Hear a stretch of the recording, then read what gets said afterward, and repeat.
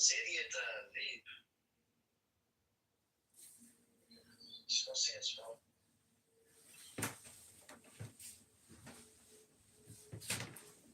Yeah, 12 people led into Gaza from Egypt and 42 tried on day one of Rafah opening. So here's the report if you guys want to look into it. So they're not letting many people into Gaza, but they are allowing like a little bit bigger number to leave Gaza. I think that is where it's going to benefit Israel. It will make the job easy to take over that.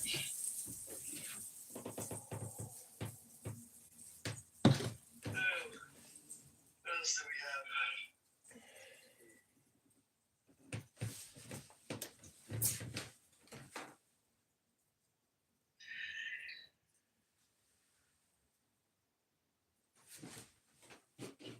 Shinbet's chief brother named as suspect in Gaza smuggling case. So there's charges filed against 12 suspects in Gaza smuggling case.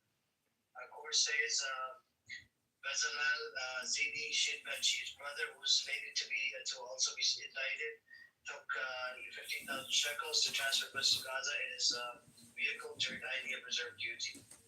So IDF, they try to work with the Palestinians, take the bribe, and they're just getting the job done. Let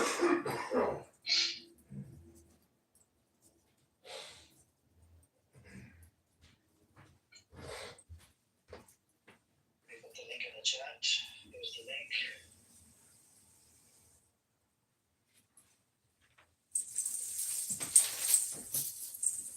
Let's see. So once you leave Gaza, you can't go back in. Is that what's happening now? That was the whole plan from Israel. Once you leave, they want their people to leave, but not be able to come back, and then Egypt would be stuck with a whole bunch of people. You know what I'm saying? And they're pretty much going to do Egypt dirty. But the people that are allowed to leave is because of the medical reasons, right? If they need some medical support or whatever, because Israel has pretty much bombed every hospital out there, every medical center, and pretty much flattened every little piece over there. Was it the other day that was saying that the border was not manned by Israel? It was manned by the people. Oh, that idiot? Yeah, that idiot. Now, I mean, how is this, to enforce this? That means Israel is manning it, so. Yeah, that guy is, his name is Noam. He tries to put on this fucking act that he's a dumbass, but he's not a dumbass.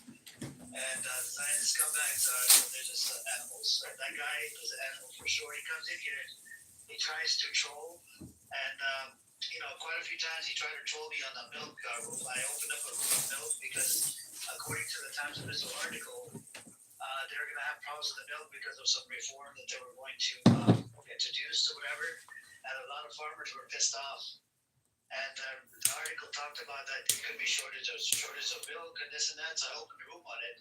The idiot kept coming back. He's like, I started mocking the milk prices today, and I think Teddy was telling me they're limiting the amount of milk you can buy inside Israel now. It's like 2 or 1 container per person or family.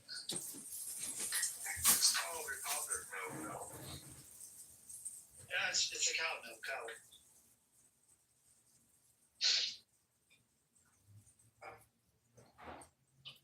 And a lot of farms are going to get close, and there's at the farms, right? You have more than 4, 5, 6 people working there, milking the cow, doing a whole bunch of stuff, feeding the cow, looking after the cow, giving them baths and doing a whole bunch of maintenance and whatnot, keeping the farm clean. It's a lot of hard work at the farms. Are you walking, Amir? Yeah, I'm walking. I'm just gotta move some cars because I had to move some cars for street sweeping. Now I gotta move them back. Oh, we got Ruben Chick here.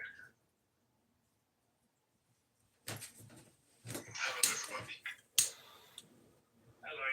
read the same question again today? I might do. Okay, you're just a recycler, man. That's what you do. Fucking bottle the girl's science. I'd like to know if just being the Zionist makes you a bad person. You keep asking the same fucking question every day.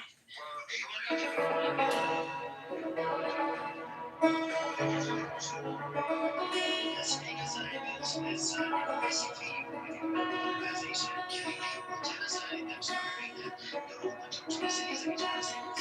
Not calling illegal native Nazis, but if they talk about this, you don't understand. You get through your dickhead, I mean,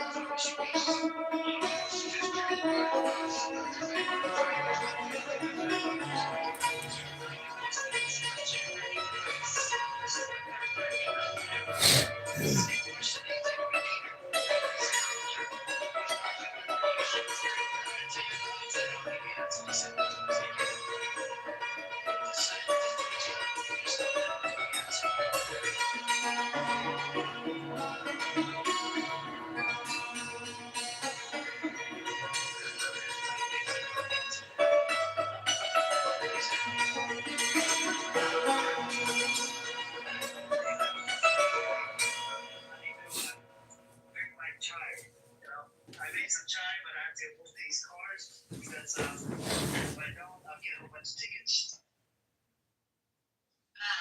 Damn, what area do you live in, man? It's Wednesday. It's trash day here, so. Yeah, but on my side, we have the Wednesday street sweeping. On the other side, we got Monday street sweeping. They got to move it from one side to the other side. Okay, so you're on the coast. I live in, I live very close to the example, not too far. Okay.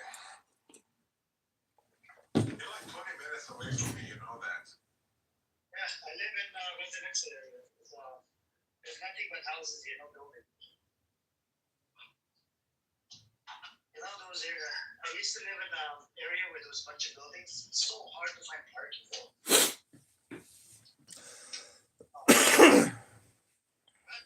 Some of these houses, they're multi-units, you know. There's about 2, 3, 4 houses at once. Hey, what's up, Jitney? How you doing? How are you? What's the topic of the hour? Topic of the hour is we're talking about the local border crossing. We're talking about the PA wants to change the name, and Israel doesn't agree with it. You know, Israel feels betrayed that they didn't agree on the name, the symbol, on this, the peace plan or whatever the fuck it is.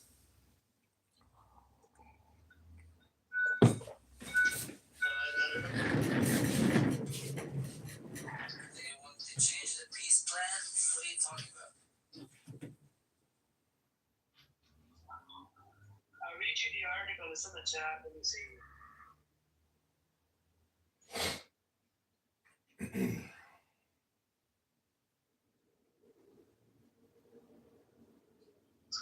Okay. I'll read you the article.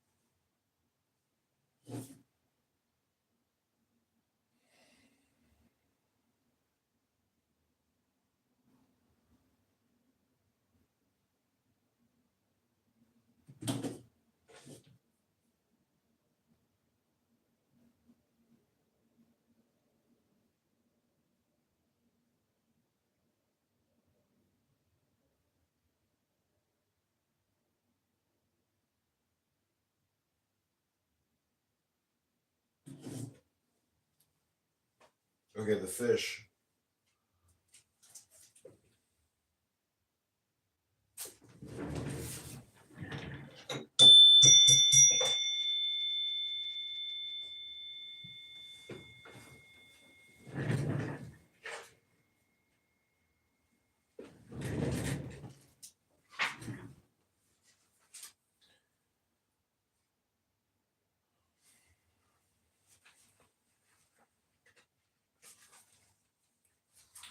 Every event, including death, is only one more accretion to our experience.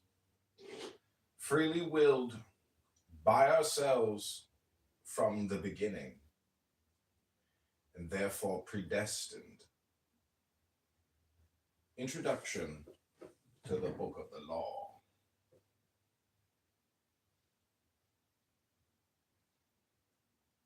This is The Fish by Crowley. La Juve rose dotted with grey stars the bed, where my fair Jewess lay and smiled. Breasts were full, her eyes were red, her lips with God unreconciled. In wanton disarray, her hair streamed jetty black. Ah, God, how fair! The quilt had gold embroidery. Above the room were furs and silk. Her eyes were full of devilry. Her fingertips were soft as milk. Above the bed a crest was set, a gold and sapphire coronet. She was of noble birth, and best, a Jewess. Bad lips enticed my lips to taste. I held her breast, fresh from the crucifying Christ. It seemed her thighs were hot with blood, sucked from the bastard Son of God. Saw his broken body hang, sweating and bleeding on the cross. I heard his curses champ and clang, spat upon his reeking corse. I licked the spear, my feet were shod with iron as I kicked my God. Such frightful fancies dim my eyes. I can remember how his side lay open for a lover's prize. I violate the crucified. Hell shrieks with impious laugh. They sing a mad blue chant. Hell hails me king. So runs my dream. But what am I? A lover by a Jewess's bed. A lover waiting wistfully for his desires to be fed. His only lust, a lover's bliss, and with no language but a kiss. In her loose lusts I find again the memory of that dream gone by. The kisses waken in my brain, the picture of that infamy. The low dark hill, the storm, the star that lit my bestial lupanar. The breasts are Golgotha to me. Her lips, his dripping hands and feet, her secret, cinctured armory. Pleasure's seams, how utter sweet. The gaping spear, wound in his side, wherein I smote the crucified. Come, night, deep shadows, only let one incense flame burn red, and lo, we gild the golden coronet, gleam on her nude lewd hips and glow. On hours of weariless desire,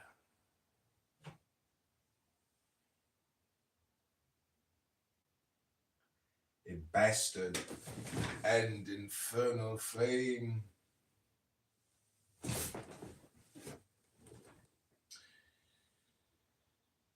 Smite me, my fiend fair whore, nor spare my raging hips, but wake again the old desires ere I'm aware.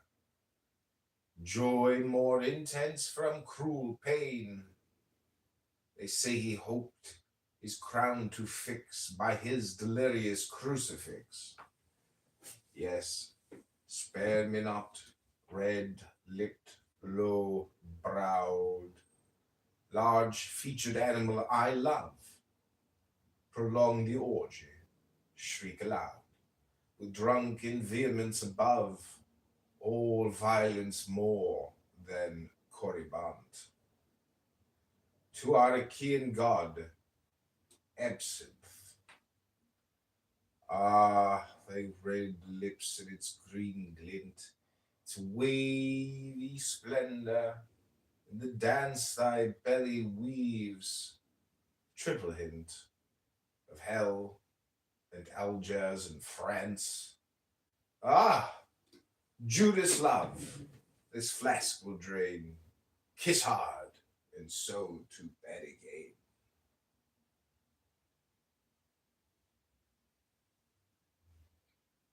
Aleister Crowley, 1898.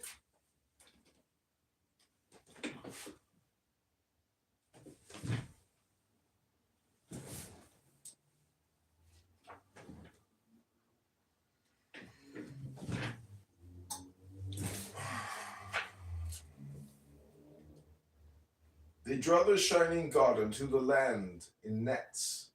They build a fire to the Lord of Fire, cry in hallowed words, even the dreadful curse, Amri, Maratza, Maratza, Atman, Deona, Estatza, Maratza, Maritza, Maran. Oh, look who it is. It's CM. Oh, did somebody just rip a fart? It's the mathematician. Hey, mathematician, I bet you can't even do 1 divided by 0. That's what Jeffrey Epstein was talking about with Steve Bannon. Okay, this is called On Aleister Crowley and the Fish. The Fish, which here makes its debut in print, was a novel commenced by Aleister Crowley at a particularly turbulent point of an already tumultuous life. Given the circumstances, it is hardly surprising that The Fish was never completed. A brief summary of the salient facts of the last months of 1920 on 14th of October, Crowley's daughter Anne Leah Puppy died. The record of the Abbey of Thelema confirms that Crowley grieved intensely. Puppy's mother, Leah Hersig, Alastrel, the Scarlet Woman, who was 3 months pregnant, miscarried 6 days after the death. Hersig insisted that the jealousy and ill will of Ninety Shumway, Nifraw, Soror Cyprus, another resident of the Abbey who was 8 months pregnant with Crowley's daughter Astarte Lulu Panthea, had caused both tragedies. Crowley concurred and formally expelled Shumway from the Abbey on 5th of November. She would return in good graces with daughter early the following year. On 21st November, Cecil Frederick Russell, Frater Genesti, who had first met Crowley in New York in 1918, arrived at the Abbey. Russell was at that point a neophyte of the AA, Astrum Argenteum, or Silver Star, and a master magician of the Ordo Templi Orientis, the former being a mystical and magical society founded by Crowley in 1907, the latter a magical sodality with Masonic elements of which Crowley was Supreme Holy King of Ireland, Iona, and all the Britons. He became the worldwide outer head of the order in 1922. Russell would prove to be one of Crowley's most gifted and recalcitrant disciples. On 27th November, Crowley sought oracles from Thelema, the Yi King, and the Tarot to guide him in the fashioning of the Cephaloedium working, which took its name from the mighty rock of Cephalodium, which lay to the north of the Sicilian town of Cephalo.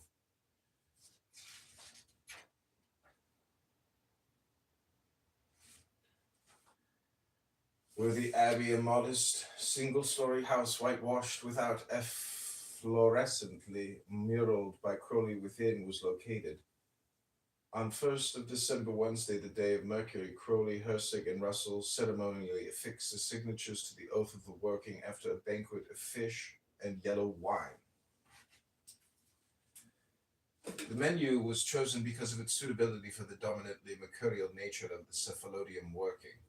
Fish in particular matched the mood at the time of Crowley the Magus of the AA, as Crowley explained in 777, his compendium of magical and mystical symbolism.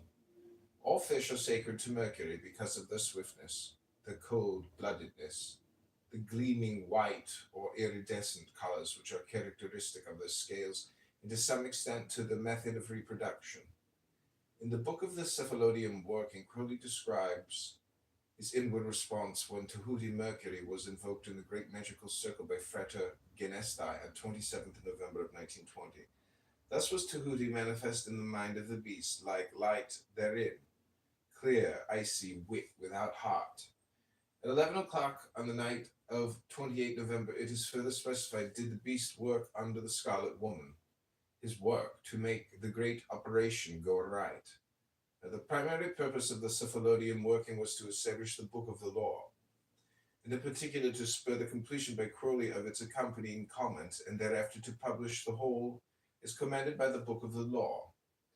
The subsequent verse had declared reassuringly that the work of the comment, it is easy, and had it burning in thy heart shall make swift and sure thy pen.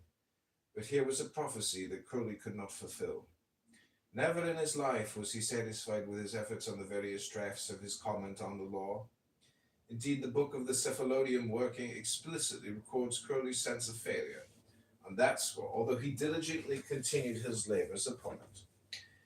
But the 28 November sexual magic did stimulate what might seem to be a fascinating diversion from the express goal of the Cephalodium working, to wit, the novel fragment which you now hold in your hands.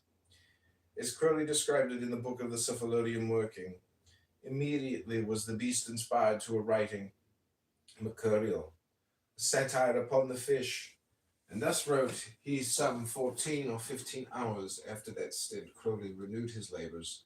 On 2nd December, went on with my fish story, which, by the way, is the blasting of the old tower of the Jesus Trinity. In fact, such thoughts had been on Crowley's mind since his arrival at the Abbey. Back on 9th of May 1920, he had recorded in his accompaniment by Leah. He noted that the maître d'hôtel was disappointed that they had not eaten any of the dishes for which ingredients had been specifically ordered on their account, including one which was some preparation of fish. As they were leaving the restaurant, he found a placard which said, "Pelican's milk, ass's milk." This led to Crowley rationalizing in his dream whether the ass should not be the symbol of a certain high degree of initiation, as the pelican is of another not so high. His thoughts, they wandered into all sorts of reflections about the sacred ass of Priapus, or Dionysus, or Jesus, which succeeded in waking him. That evening, Crowley continued in his diary. The invocations of the gods seem very fruitful. There's a lot of Jesus force here. Why not use the 9th degree to invoke Jesus? Isn't it a somewhat pedantic and priggish attitude to invoke all the forces but Jesus? Makes him a sort of devil, and so liable to attract all the good peoples. In fact, he was that devil whose worshippers were burnt alive and thrown to beasts, and so on. Then that would be why he attracted the people who were bored with highly respectable gods like Priapus and Venus. This should be fine material for a play. The fish, of course, is, in addition to its mercurial attributions, a primary symbol of Jesus Christ, which was first employed by the early Christians. This identification of the Christ of the Gospels with Mercury came as a complete surprise to Crowley during the Paris working with Victor Newberg. In the book of the Cephalodium working, Crowley wrote that the tarot trump drawn to represent the prime pentacle of the working was Atu, 16, the house of God. In the Book of Thoth, 1944, a commentary on the terror and specifically on Crowley's own terror designs, as executed by Frieda Harris, Crowley stated it may be taken as the preface to Atu 20, the Last Judgment, coming of a new eon. The bottom part of the card, therefore, is shown the destruction of the old establishment eon by lightning, flames, engines of war. Consideration of these remarks should assist the reader in interpreting Chapter 7 of The Fish, the Hill, in which the blasting of the old Tower of Jesus, Terere, is symbolically represented by the lightning destruction of a tree, of which only the stump remains in a Golgotha-like setting. It may also be helpful to recall that according to certain Christian legends, the cross on which Jesus was crucified was fashioned from wood, from the tree of life in the Garden of Eden. It may be that the two trees that continue to flourish, albeit with acrid fruit on Crowley's Golgotha, typify the trees of life and of the knowledge of good and evil. Recursive symbols of the salvation and gnosis once promised by the blessed tree of the cross, the stump of which representing Egyptian and other sources of divine wisdom still intact. Blasting the Christ of the old eon was then the primary purpose of the fish. As will be evident to any attentive reader, bearing this in mind, it becomes possible to see the fish as more than a creative diversion in the midst of a magical working devoted to the book of the law and its comment. On the contrary, it is thematically interwoven with the comment writings to which Crowley was devoting his energies in the same period as which the fish was written. Consider, for example, the following new comment to Cap I-49. This verse declares that the old formula of magic, the Osiris, Adonis, Jesus, Marsyas, Dionysus, Attis, etc. Formula of the dying, God is no longer efficacious. It rested on the ignorant belief that the sun died every day and every year, and that its resurrection was a miracle. The formula of the new eon recognizes Horus, the child crowned and conquering is God. We are all members of the body of God, the sun, and about our system is the ocean of space. The formula is then to be based upon these facts. Our evil, darkness, illusion, whatever one chooses to call it, is simply a phenomenon of accidental and temporary separateness. If you are walking in darkness, do not try to make the sun rise by self-sacrifice, but wait in confidence for the dawn and enjoy the pleasures of the night meanwhile. Now read the sacred words on the hilt of the dagger, used by one of the dwarf henchmen of those who eat the baleful fish known as Nazarene. Dare not to stand upright, dare not to think or know, dare not to use thy might, dare not to face thy foe,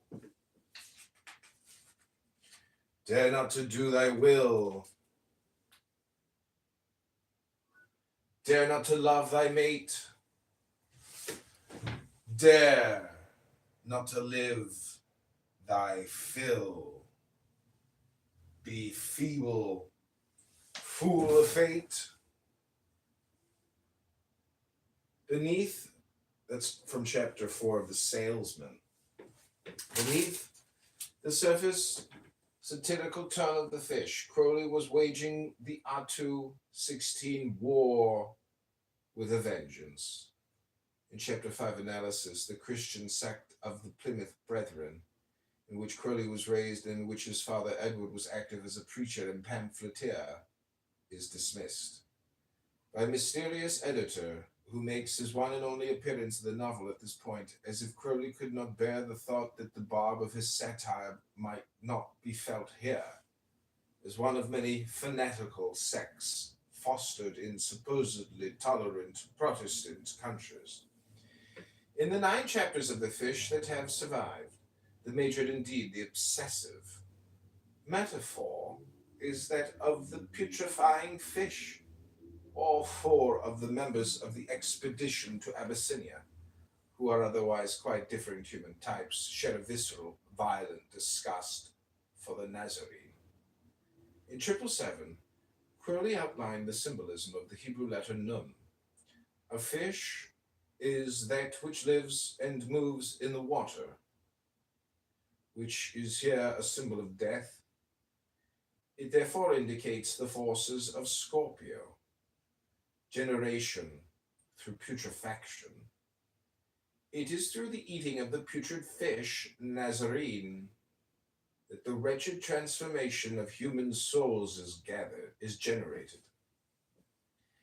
And the ultimate goal of the expedition, at least at the point at which the fish breaks off, is to enter the pit, breeding grounds of the Nazarene, which name, if spelled out in Hebrew, begins with Nun, or Nun.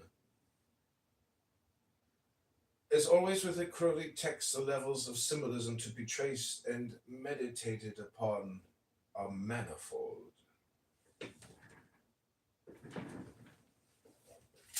For example, in Chapter 5, our narrator, the good and brave clergyman Harry Tone, who has dared to taste of the Nazarene in the best spirit of objective research, the better to understand its nature, finds himself under its influence, angrily refusing to face the facts of life, started up at the intrusion of a thought about the meaning of fish in ancient religions, as explained to me once by a contributor to the London Punchinello, who subsequently disgraced himself in an unspeakably loathsome piece of abomination. The meaning alluded to here may be that of Priapus, the Ithyphallic god whose counterparts include the half-fish, half-man, god figures Dagon and Oannes, worshipped respectively by the Philistines and the Babylonians.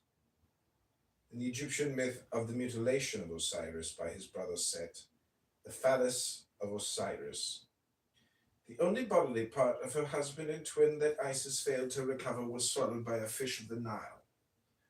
Alternatively, the fish, a symbol of the Yoni, or Mons Veneri, can be found in numerous ancient cultures. It is noteworthy that the Egyptians, apart from the goddess Hat Mehet, she who is before the fishes, and no deities in fish form. Deities. However, the fish was regarded by the Egyptians as sacred, and a painting in the tomb of Kabaqet at Deir el-Medina shows Anubis tending to the mummification of a fish. There are definite links between Anubis and Jesus, and indeed the term Jesus Anubis occurs in Greco-Egyptian papyri. Anubis was responsible for the weighing of the hearts against the feather of Ma'at, which has analogies with the Christian Last Judgment, guiding the soul in its journey to the paradise of Osiris, which is a further symbolical link with Jesus, who said, "I am the way and the truth and the life. No one comes to the Father except through me." Both Hermes and Mercury are also associated with the role of guide which is invariably linked with a journey through the sky or between the worlds. Connection is thus suggested with the Nuit of the Book of the Law. Such are a few of the symbolic meditative flights that may be stimulated with a sympathetic study of the fish. But enough of such fish tales. Let us now turn to The Fish as a novel intended for our literary delectation, an intention that Crowley most certainly harbored. C.F. Russell, or Frater Ginestei, makes this point along with some others rather emphatically in his Znus is Znees, Memoirs of a Magician, 1970. You see, Crowley was first, last, and always an author.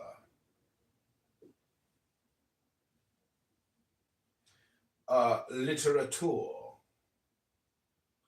With this always in his mind, is it any wonder his magic sometimes did not achieve his anticipated results? Ever hunting the happy phrase, modeling the merriest metaphor, even while fucking, he was recording the opus in his mind rather than endeavoring to establish ekagrata to effect samadhi.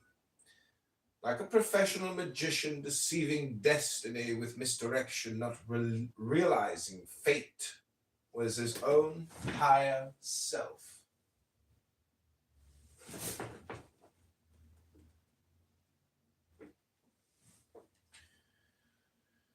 Russell and Crowley did have their differences, and Russell was particularly sensitive to Crowley's explicit charge in the book of Cephalodium working that Russell was to blame for the failure of that working by virtue of having failed to initiate any Rashith ha-Gilgalim.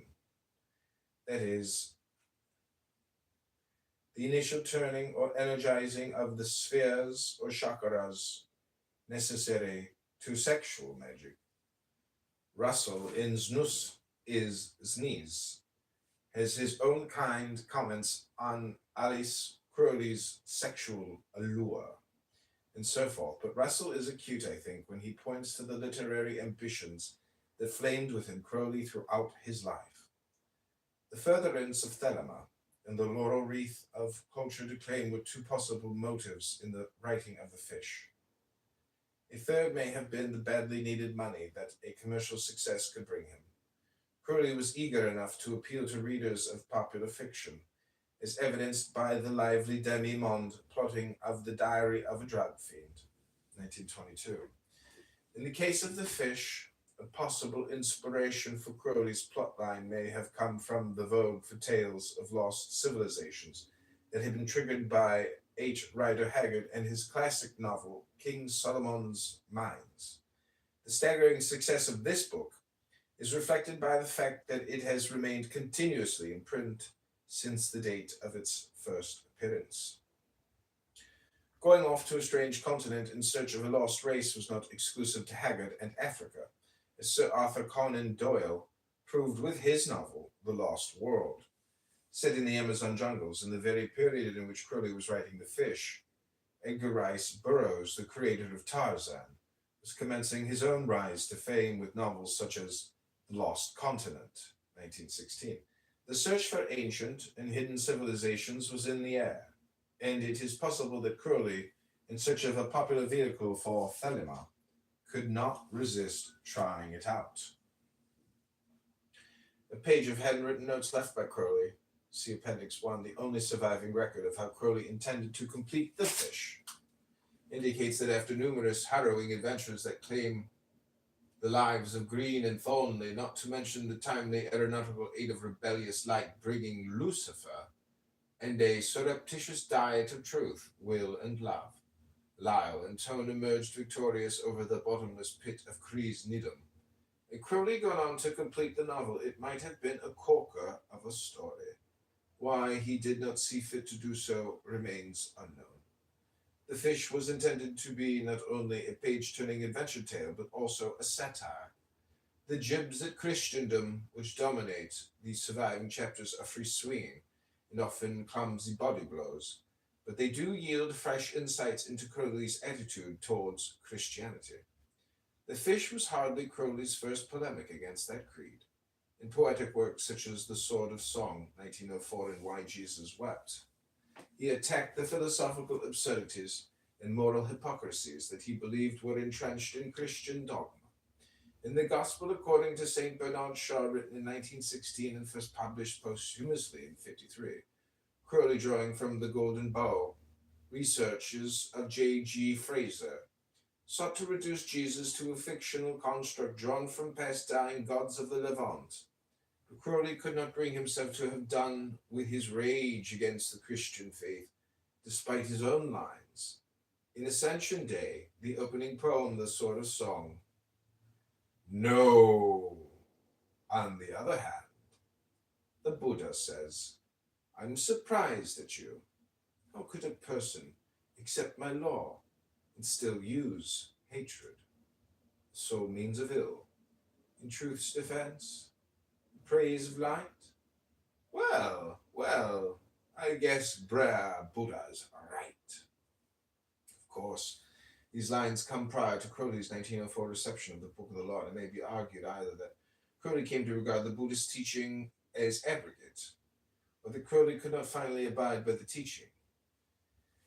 In either case, the vehemence of Crowley's vitriol transcends the storyline of the fish.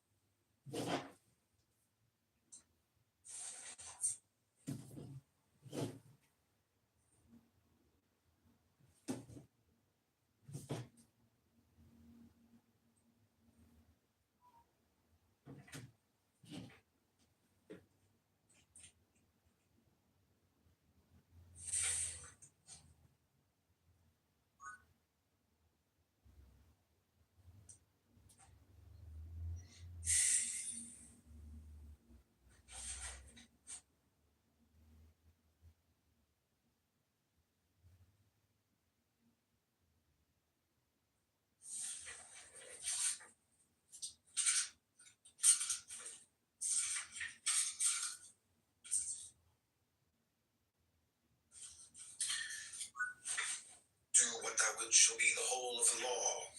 We are born at a given moment in a given place, and like vintage years of wine, we have the qualities of the year and of the season in which we are born. Astrology does not lay claim to anything else. Carl Sophia. How the mind can torture itself in its quest to understand the travels of the soul from life through death to life again. Tormented, the mystic asks, what is the purpose of it all? Why was I born? From whence have I come? To where will I go when I have shed my frail earthly form? The answers prove elusive. Instead of certainty, the mystic finds only speculation and surmise. Baffled, he struggles to recover memories of a life before birth, in the hopes that these might shed light on what transpires after death. Here again he is stymied, for like all others who move from one rebirth to the next, the mystic has first to dally in the land of the dead. There he was forced to slake his thirst from the river of forgetfulness, dissolving all memories of his previous lives, before he was free to stumble blindly towards his next incarnation. This cleansing of the past goes unnoticed by most people. However, something deep within the mystic is left unsettled. He finds that his thoughts and dreams are disturbed, as if by glimpses of some long-forsaken ambition, a memory of which hovers just unseen on the very edge of his vision. In truth, the mystic does not draw as deeply from the river of forgetfulness as his less contemplative fellows, and some distant memory goads him. into joining that age-old quest for meaning. The ancient Greeks realized that active self-reflection was something integral to understanding the mysteries of birth, life, and death, which would allow a person to find his appropriate place in the internal processes of the gods. Life is shrouded in mystery. This is the fundamental fact which confronts us. We live in a cave with our backs to the light. As Plato said, our knowledge is nothing more than the shadows which play upon its walls. The Greeks became preoccupied with this inner light, cast shadows into our reality. They summed up their quest for it with the axiom, know thyself. Inscribed in the temple of Apollo at Delphi, they believed that mankind could never fully comprehend or know the human spirit. So this axiom actually suggests learning about and controlling personal behavior in the here and now, so that a person might rise to understand his or her fate or incarnation, and in effect, find unity with the gods. Similar deliberations on matters of birth, life, death, and reincarnation have taken place in most other societies and cultures. In India, the idea solidified and became the foundation upon which the various forms of yoga are based. The Sanskrit word yoga is derived from the word yoj, which means to control, to unite. And thus the word yoga is often translated as simply meaning the art of union. Carl Gustav Jung, 1875 to 1961, the founder of modern analytical psychology, acknowledged the importance of studying yoga, but he also cautioned that the practice may not be suitable for the Western mind. He believed the yogic tendency to seek spiritual transcendence by ignoring the material side of the world was misguided, and that the purpose of incarnation was actually to gain a more intimate understanding of existence, as he wrote. There are many different kinds of yoga. Europeans often become hypnotized by it, but it is essentially Eastern. No European has the necessary patience, and it is not right for him.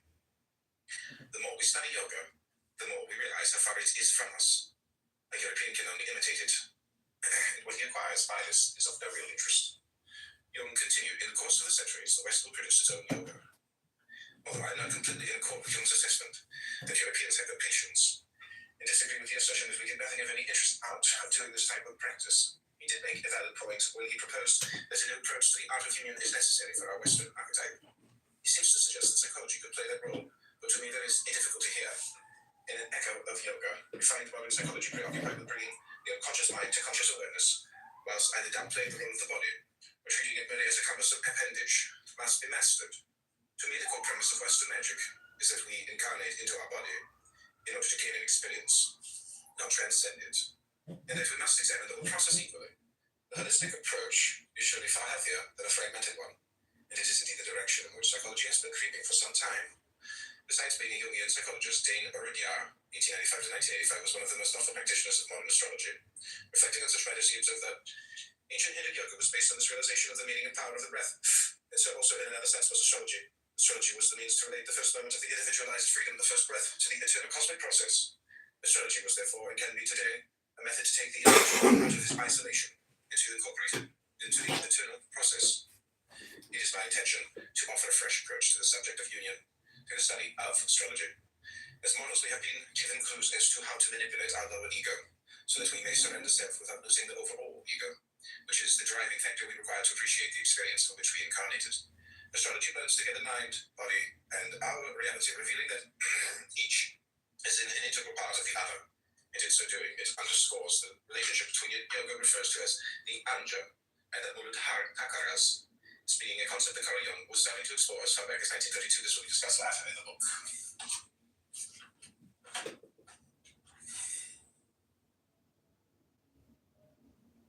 To get answers out of them because you're making awful claims. So, we're ready for. You don't have to read this one. Now this shit. Let's leave that she comes into.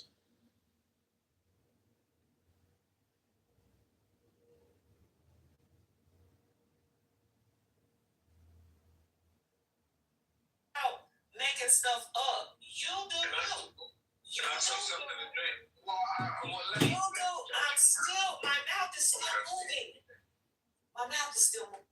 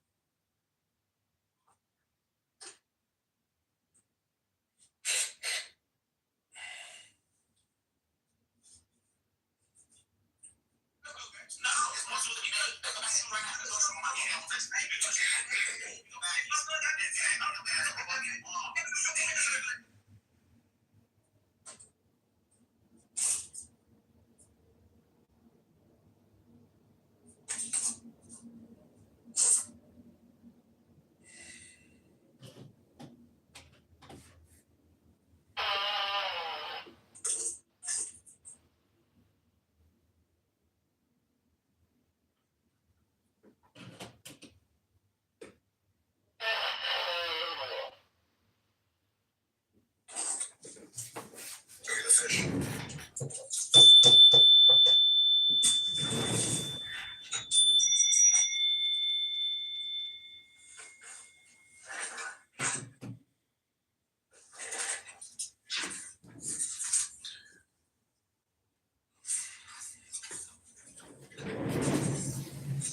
Every event, including death, is only one more accretion to our experience, freely willed by ourselves from the beginning, and therefore predestined. Introduction to the Book of the Law. This is the fish, by Crowley. La Jouvée rose dotted with grey stars the bed, where my fair Jewess lay and smiled. Breasts were full, her eyes were red, her lips with God unreconciled. In wanton disarray, her hair streamed jetty black. Ah, God, how fair! The quilt had gold embroidery, above the room of furs and silk. Her eyes were full of devilry, her fingertips were soft as milk. Above the bed a crest was set, gold and sapphire coronet. She was of noble birth, and best, a Jewess. Bad lips enticed my lips to taste. I held her breast, fresh from the crucified Christ. It seemed her thighs were hot with blood, sucked from the bastard Son of God. I saw his broken body hang, sweating and bleeding on the cross. I heard his curses chant and clang, spat upon his reeking corse. With the spear, my feet were shot. The iron is a kick to my God. Such frightful fancies dim my eyes. I can remember how his side lay open for a lover's prize. I violate the crucified. Hell shrieks with impious laugh. They sing a mad new chant. Hell hails me king. So runs my dream. But what am I? A lover by a Jewess's bed. A lover waiting wistfully for his desires to be fed. His only lust, a lover's bliss, and with no language but a kiss. In her loose lusts I find again the memory of a dream gone by. Kisses waken in my brain. Picture of that infamy. The low dark hill, storm, star, that lit my bestial lupanar. Breasts are Golgotha-ly. Her lips, his dripping hands and feet, her secret, cinctured armory. Pleasure's seams, how utter sweet. The gaping spear, wound in his side, wherein I smote the crucified. Come, night, deep shadows, only let one insect's flame burn red, and lo, we gild the golden coronet, gleam on her lewd hips and glow. On hours of williless desire, a bastard and infernal flame. Smite me, my fiend fair whore, nor spare my raging hips, but wait again, the old desires ere I'm aware. Joy more intense from cruel pain. They say he hoped his crown to fix by his delirious crucifix. Yes, spare me not, red-lipped, low-browed, large-featured animal I love. Prolong the orgy, shriek aloud, the drunken vehemence above, all violence more than Corybant. To our Archean god, Absinthe. Ah, thy red lips and its green glint, its wavy splendor, and the dance thy belly weaves, triple hint of hell and Algiers and France. Ah, Judas love, this flask will drain, He's hard, and so to Benegate. They're also relating again.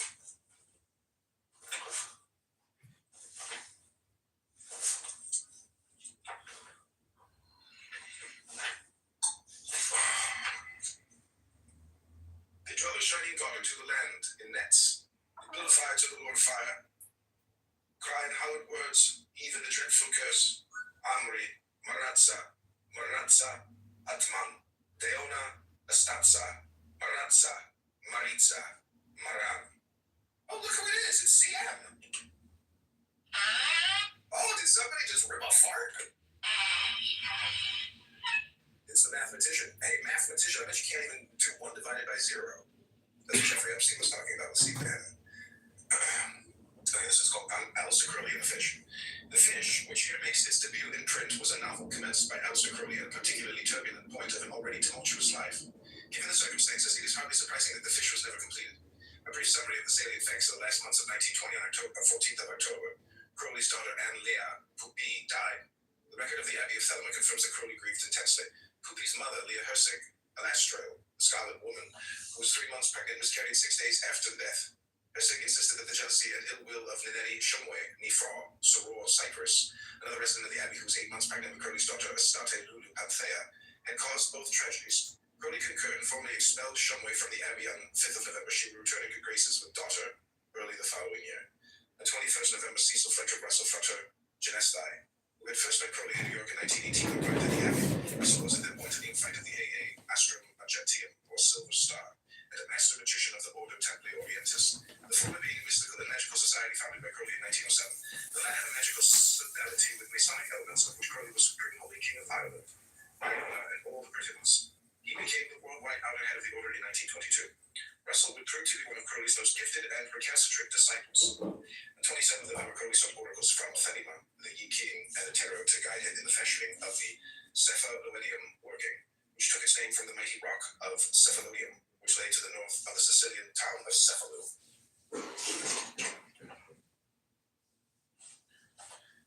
Were the Abbey a modest, single-story house whitewashed without efflorescently muraled by Crowley within was located.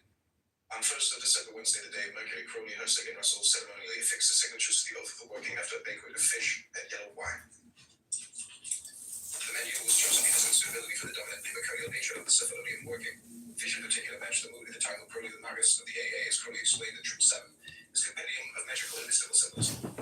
All fish are sacred to Mercury because of their swiftness, the cold-bloodedness, the gleaming white or iridescent colors which are characteristic of the scales, and to some extent to the method of reproduction. In the book of the Cephalodium working, Crowley describes his inward response when to believe Mercury was invoked in the great magical circle by Freta Genestai on 27th November 1920. This was to be benefits of the mind of Crowley's life and There I see you without me. 9 o'clock at night, to be in the presence of Cephalodium in the presence of to make the great operation of the night.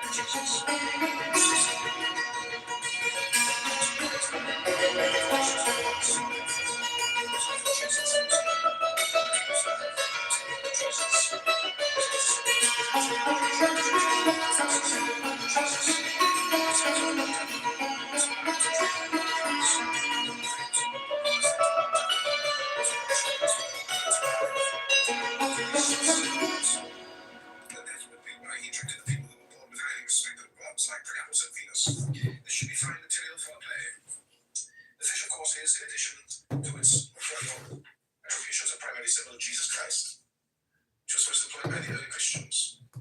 This identification of the Christ of the Gospels with Mercury came as a complete surprise to Crowley during the Paris working with Victor Newberg. In the book of the Cephalodium working, Crowley wrote that the tarot trap drawn to represent the prime pentacle of the working was Atu, 16, the house of God. In the book of Thoth, 1944, a commentary on the tarot, and specifically on Crowley's own tarot designs, as executed by Freddie Harris, Crowley stated it may be taken as the preface to Atu 20, the Last Judgment, coming of a new eon. The bottom part of the card then showed the destruction of the old establishment eon by lightning, flames, engines of war. Consideration of these remarks should assist the reader in interpreting chapter 7 of The Fish, the Hill, in which the blasting of the old Tower of Jesus Terre is symbolically represented by the lightning destruction of a tree, of which only the stump remains in a Golgotha-like setting. It may also be helpful to recall that according to certain Christian legends, the cross on which Jesus was crucified was fashioned from wood, from the tree of life in the Garden of Eden. It may be that the two trees that continue to flourish, albeit with acrid fruit like Crowley's Golgotha, typify the trees of life and of the knowledge of good and evil. Precursor symbols of the salvation and gnosis once promised by the blessed tree of the cross, the stump of which representing Egyptian and other sources of divine wisdom still intact. Resting the Christ of the old eon was then the primary purpose of the fish. Is fully evident to any attentive reader, bearing this in mind, it becomes possible to see the fish as more than a creative diversion in the midst of a magical working devoted to the book of the Lord's comment. On the contrary, resting the Christ of the old eon was then the primary purpose of the fish. The comment right is fully evident to any attentive reader, bearing this in mind, it becomes possible to see the fish as more than. Consider, for example, the following new comment to Cap I-49. This verse declares the old formula of magic, the Osiris, Adonis, Jesus, Marsyas, Dionysus, Attis, etc. Formula of the dying god is no longer efficacious. It rested on the ignorant belief that the sun died every day, every year, and that its resurrection was a miracle. The formula of the new eon recognizes Horus, child crowned and conquering as God. We are all members of the body of God, the sun, and about our system is the ocean of space. The formula is then to be based upon these facts. Our evil, darkness, illusion, whatever one chooses to call it, is simply a phenomenon of accidental and temporary separateness. If you're walking in darkness, do not try to make the sun rise by self-sacrifice, but wait in confidence for the dawn, and enjoy the pleasures of the night meanwhile. Now, in the sacred words on the hilt of the dagger, used by one of the dwarf henchmen of those who eat the baleful fish known as Nazarene, dare not to stand upright, dare not to think no, dare not to use thy might, dare not to face thy foe, dare not to do thy will, dare not to love thy mate, dare might thy fill, be feeble, fool of fate. Beneath, that's from chapter 4 of The Salesman. The surface satirical tale of the fish, Crowley was waging the Atu 16 war with a vengeance. In chapter 5 analysis, the Christian sect of the Plymouth Brethren, in which Crowley was raised and in which his father Edward was active as a preacher and pamphleteer, is dismissed. A mysterious editor who makes his one and only appearance in the novel at this point, as if Crowley could not bear the thought that the barb of his satire might not be felt here, as one of many fanatical sects fostered in supposedly tolerant Protestant countries. In the 9 chapters of The Fish that have survived, the major, indeed the obsessive, metaphor is that of the putrefying fish, all 4 of the members of the expedition to Abyssinia, who are otherwise quite different human types, shed visceral, violent disgust for the Nazarene. In 777, Crowley outlined the symbolism of the Hebrew letter Nun. A fish is that which lives and moves in the water, which is here a symbol of God. It therefore indicates the forces of Scorpio, generation through putrefaction. It is through the eating of the putrid fish, Nazarene, that the wretched transformation of human souls is generated. And the ultimate goal of the expedition, at least at the point at which the fish breaks off, is to enter the pit, breeding grounds of the Nazarene, which name is spelled out in Hebrew, begins with Nun, or Nun. As always with the Crowley text, the levels of symbolism to be traced and meditated upon are manifold. example, in chapter 5, our narrator, the good and brave clergyman Harry Tolman, who has dared to taste of the Nazarene in the best spirit of objective research, in order to understand its nature, finds himself under its influence, angrily refusing to face the facts of life, started up at the intrusion of a thought about the meaning of fish. Ancient religions, as explained to me once by a contributor to the London Punchinello, who subsequently disgraced himself in an unspeakably loathsome piece of abomination. The meaning alluded to here may be that of Priapus, the Ithyphallic god whose counterparts include the half-fish, half-man, god figures, Dagon, and Oannes, worshipped respectively by the Philistines and Babylonians. In the Egyptian myth of the mutilation of Osiris by his brother Set, the phallus of Osiris, the only bodily part of her husband and twin that Isis failed to recover was swallowed by a fish of the Nile. Alternatively, the fish, a symbol of the Yoni, or Mons Veneri, can be found in numerous ancient cultures.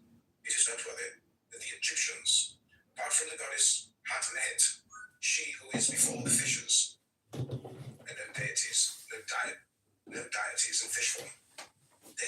However, the fish was regarded by the Egyptians as sacred, and a painting of the tomb of Karkat at Deir el-Medina shows Anubis tending to the mummification of a fish. There are definite links between Anubis and Jesus. And indeed, the term Jesus Anubis occurs in Greco-Egyptian papyri. Anubis was responsible for the weighing of the hearts against the feather of Maat, which has analogies with the Christian Last Judgment, guiding the soul in its journey to the paradise of Osiris, which is a further symbolical link with Jesus, who said, I am the way, and the truth, and the life. No one comes to the Father except through me. Both Hermes and Mercury are also associated with the role of guide, which is invariably linked with a journey through the sky or between the worlds. Connection is thus suggested with the nuit of the book of the law. Such are a few of the symbolic meditative flights that may be simulated with a sympathetic study of the fish. But enough of such fish tales. Let us now turn to The Fish as a novel intended for our literary delectation. An intention that Crowley most certainly harbored. C.F. Russell, or Frater Ilisti, makes this point along with some others rather emphatically in his Znus is Znees, Memoirs of a Magician, 1970. You see, Crowley was first, last, and always an author. Literature. With this always in his mind, is it any wonder his magic sometimes did not achieve his anticipated results? Never hunting the happy phrase, modeling the merriest metaphor. Even while fucking, he was recording the opus in his mind rather than endeavoring to establish ekagrata to effect samadhi. Like a professional magician deceiving destiny with misdirection, not realizing fate was his own higher self.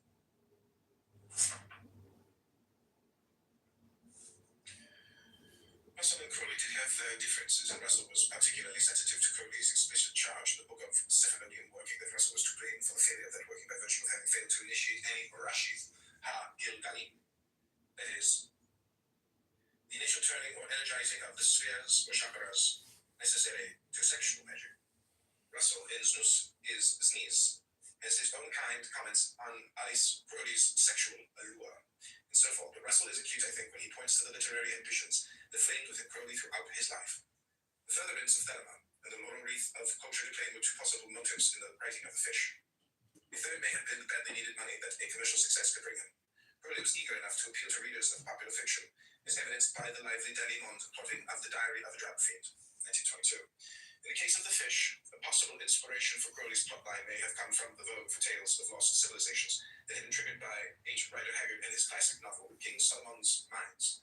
The staggering success of this book is reflected by the fact that it has remained continuously in print since the date of its first appearance. Going off to a strange continent in search of the lost race was not exclusive to Haggard and Africa, as Sir Arthur Conan Doyle proved with his novel, The Lost World. Set in the Amazon jungles in the very period in which Crowley was writing The Fish, Edgar Rice Burroughs, the creator of Tarzan, was commencing his own rise to fame with novels such as Lost Continent, 1916. The search for ancient and hidden civilizations was in the air, and it is possible that Crowley, in search of a popular vehicle for Thelema, could not resist trying it out. The page of handwritten notes left by Crowley, see Appendix 1, the only surviving record of how Crowley intended to complete The Fish, indicates that after numerous harrowing adventures that claim the lives of Greed and Thornley, not to mention the timely aeronautical aid of rebellious light bringing Lucifer, and a surreptitious tie to truth, will, and love, Lyle and Tone emerged victorious over the bottomless pit of Cree's Needle. When Crowley got on to complete the novel, it might have been a corker of a story. Why he did not see fit to do so remains unknown. The fish was intended to be not only a page-turning adventure tale, but also a satire. The jibs at Christendom, which dominate the surviving chapters, are free-swinging and often clumsy body blows, but they do yield fresh insights into Crowley's attitude towards Christianity. The fish was hardly Crowley's first polemic against that creed. In poetic works such as The Sword of Song, 1904, and Why Jesus Wept, he attacked the philosophical absurdities and moral hypocrisies that he believed were entrenched in Christian dogma. In the Gospel according to St. Bernard Shaw, written in 1916 and first published posthumously in 1953, Crowley, drawing from the Golden Bow, researchers J.G. Fraser sought to reduce Jesus to a fictional construct drawn from past dying gods of the Levant. Crowley could not bring himself to have done with his rage against the Christian faith, despite his own lines. In a sense, hypocrisies that he calls Christianity. Does that claim?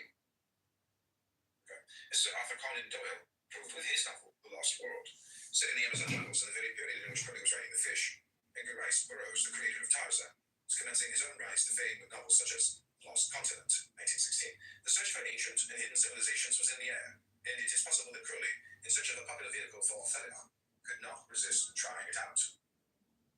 A page of handwritten notes left by Crowley, see Appendix 1, the only surviving record of how Crowley intended to complete The Fish, indicates that after numerous harrowing adventures that claim the lives of Green and Thornley, not to mention the timely aeronautical aid of rebellious light bringing Lucifer, and a surreptitious diet of truth, will, and love, Lyle and Tone emerged victorious over the bottomless pit of Cree's Needham.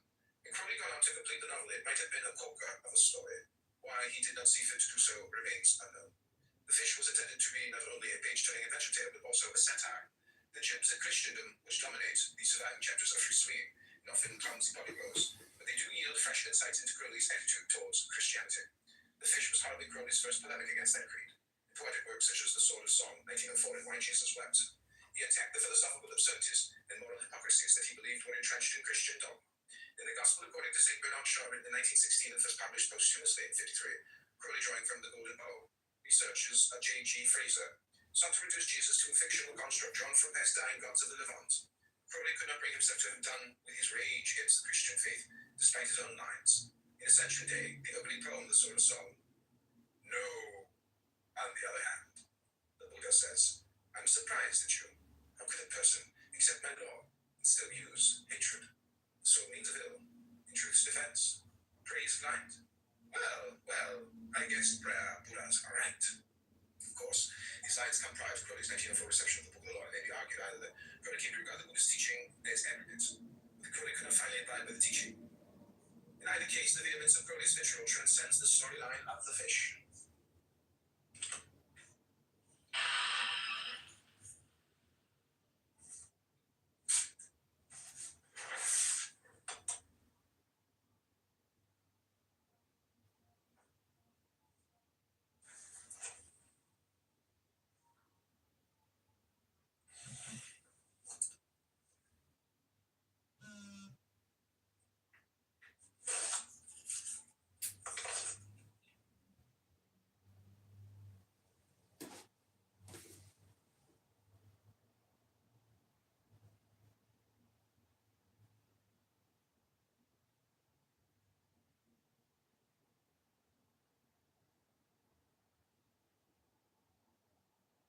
Okay, I'm going to continue reading from The Fish.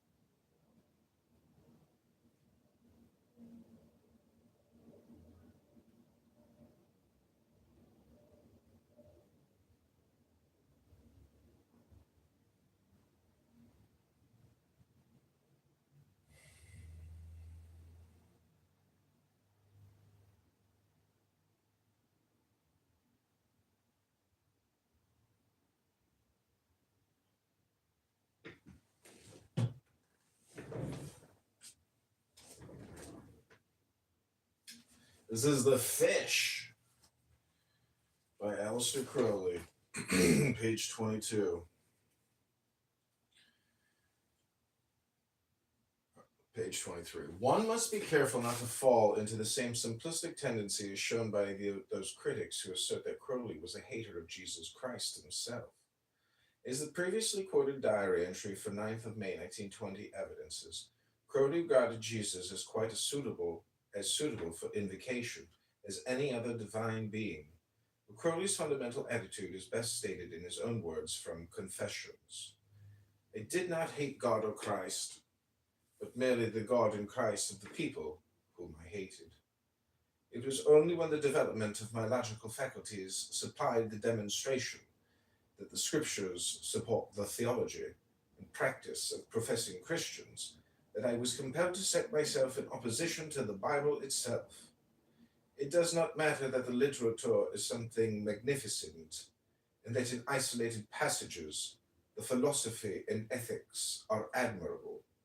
The sum of the matter is that Judaism is a savage, and Christianity a fiendish superstition. Stylistically, The Fish is an intriguing but uneven work. There are marvelously detailed accounts of the flora and topography of this imagined Abyssinia, as well as excellent crafted dialogue set pieces.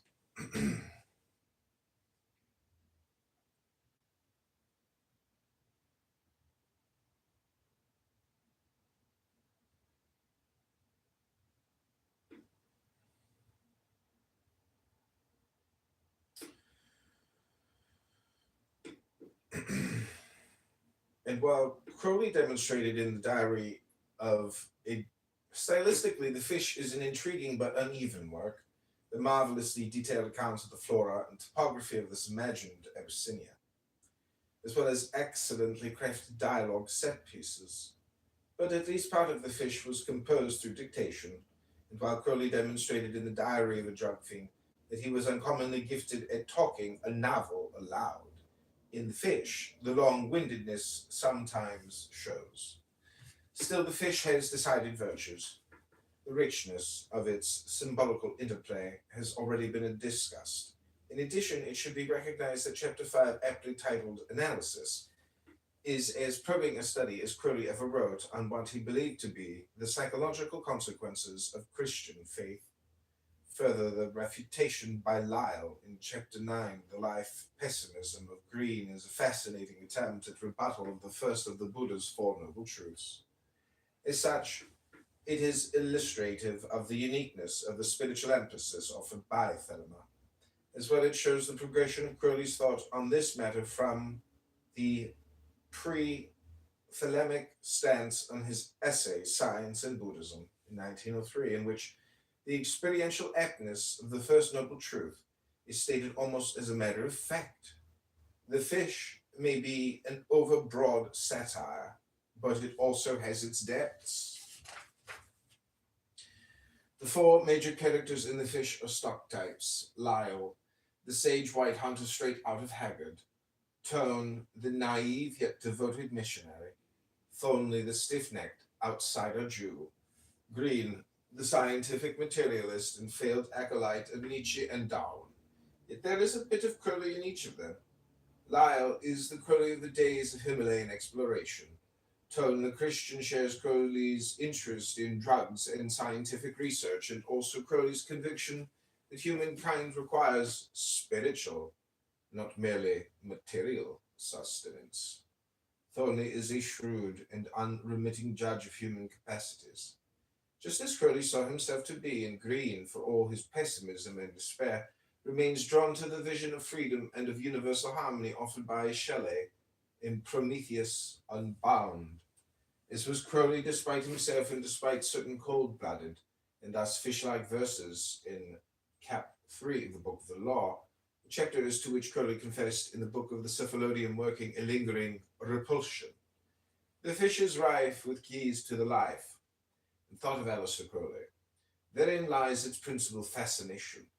Not to mention that a newly published work by Crowley, albeit an unfinished one, is in itself a rare catch. Rescued from the waters of obscurity, may The Fish please the gentle reader. Lawrence Sutton. The Fish by Aleister Crowley.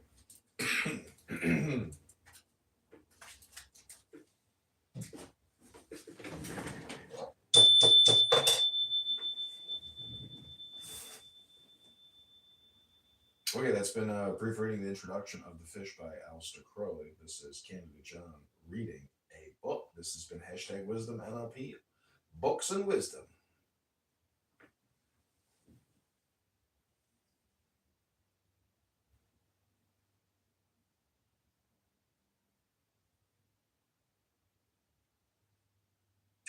This is ordained.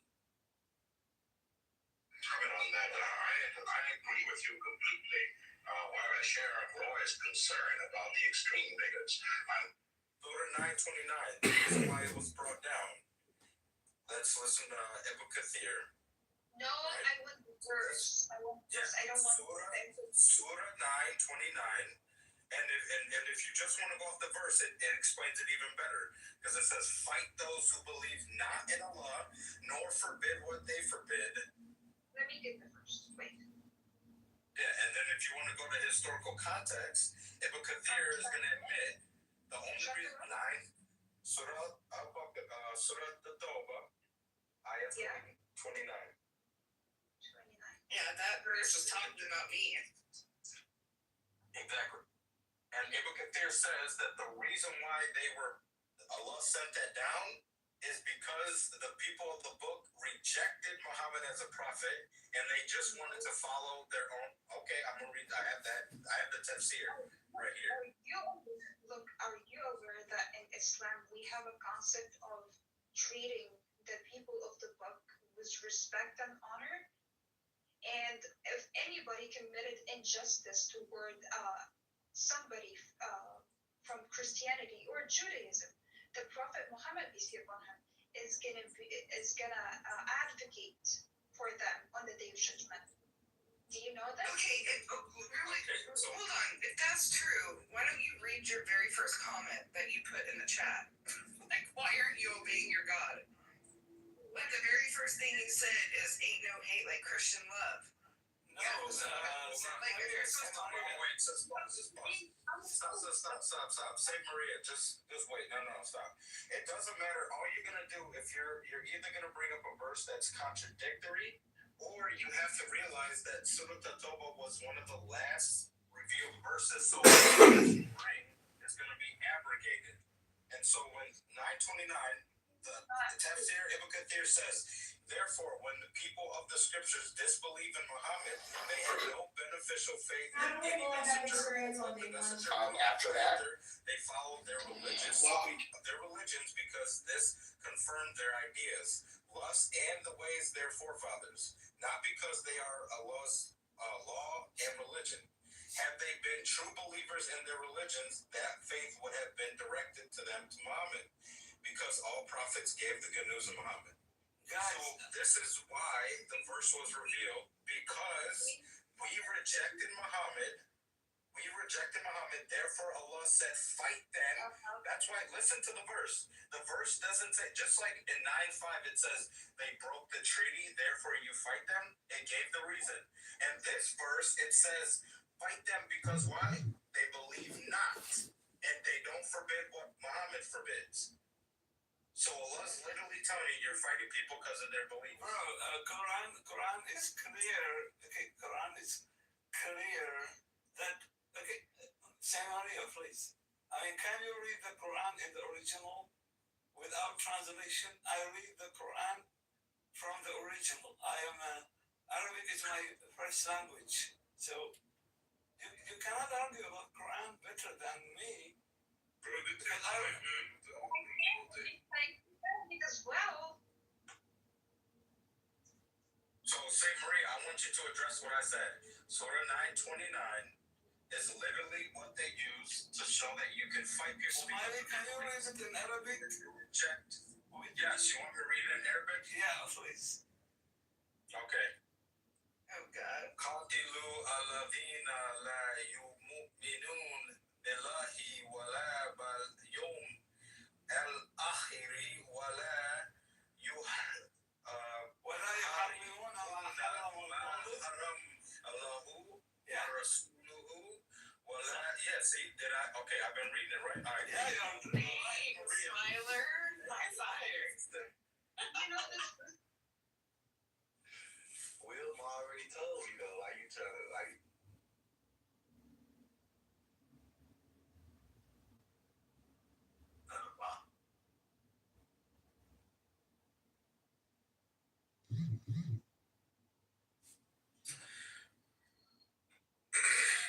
And while Crowley demonstrated in the diary of a stylistically the fish is an intriguing but uneven work, the marvelously detailed accounts of the flora and topography of this imagined Abyssinia, as well as excellently crafted dialogue set pieces. But at least part of the fish was composed through dictation, and while Crowley demonstrated in the diary of a drug fiend that he was uncommonly gifted at talking a novel aloud, in the fish, the long-windedness sometimes shows. Still, the fish has decided virtues. The richness of its symbolic interplay has already been discussed. In addition, it should be recognized that Chapter 5, aptly titled Analysis, is as probably a study as Crowley ever wrote on what he believed to be the psychological consequences of Christian faith. Further, the refutation by Lyle in Chapter 9, The Life Pessimism of Green, is a fascinating attempt at rebuttal of the first of the Buddha's Four Noble Truths. As such, it is illustrative of the uniqueness of the spiritual emphasis offered by Thelema, as well as shows the progression of Crowley's thought on this matter from the pre-Thelemic stance on his essay Science and Buddhism in 1903, in which the experiential emptiness of the First Noble Truth is stated almost as a matter of fact. The fish may be an overbroad satire, but it also has its depths. The four major characters in the fish are stock types: Lyle, the sage white hunter straight out of Haggard; Tone, the naive yet devoted missionary; Thornley, the stiff-necked outsider Jew; Green, the scientific materialist and failed acolyte of Nietzsche and Darwin. And there is a bit of Crowley in each of them. Lyle is literally the day's Himalayan exploration. Tone, the Christian, shares Crowley's interest in drugs and scientific research, and also Crowley's conviction that humankind requires spiritual, not merely material sustenance. Thornley is a shrewd and unremitting judge of human capacities. Just as Crowley saw himself to be, and Green, for all his pessimism and despair, remains drawn to the vision of freedom and of universal harmony offered by Shelley in Prometheus Unbound. This was Crowley despite himself and despite certain cold-blooded and thus fish-like verses in Cap 3 of the Book of the Law, chapters to which Crowley professed in the Book of the Cephalodian working a lingering repulsion. The fish is rife with keys to life. Thought of also Crowley. Therein lies its principal fascination. Not to mention that a newly published work by Crowley, albeit an unfinished one, is in itself a rare catch. Rescued from the waters of obscurity, may the fish please the gentle reader. Lawrence Sutton. The Fish by Alistair Crowley.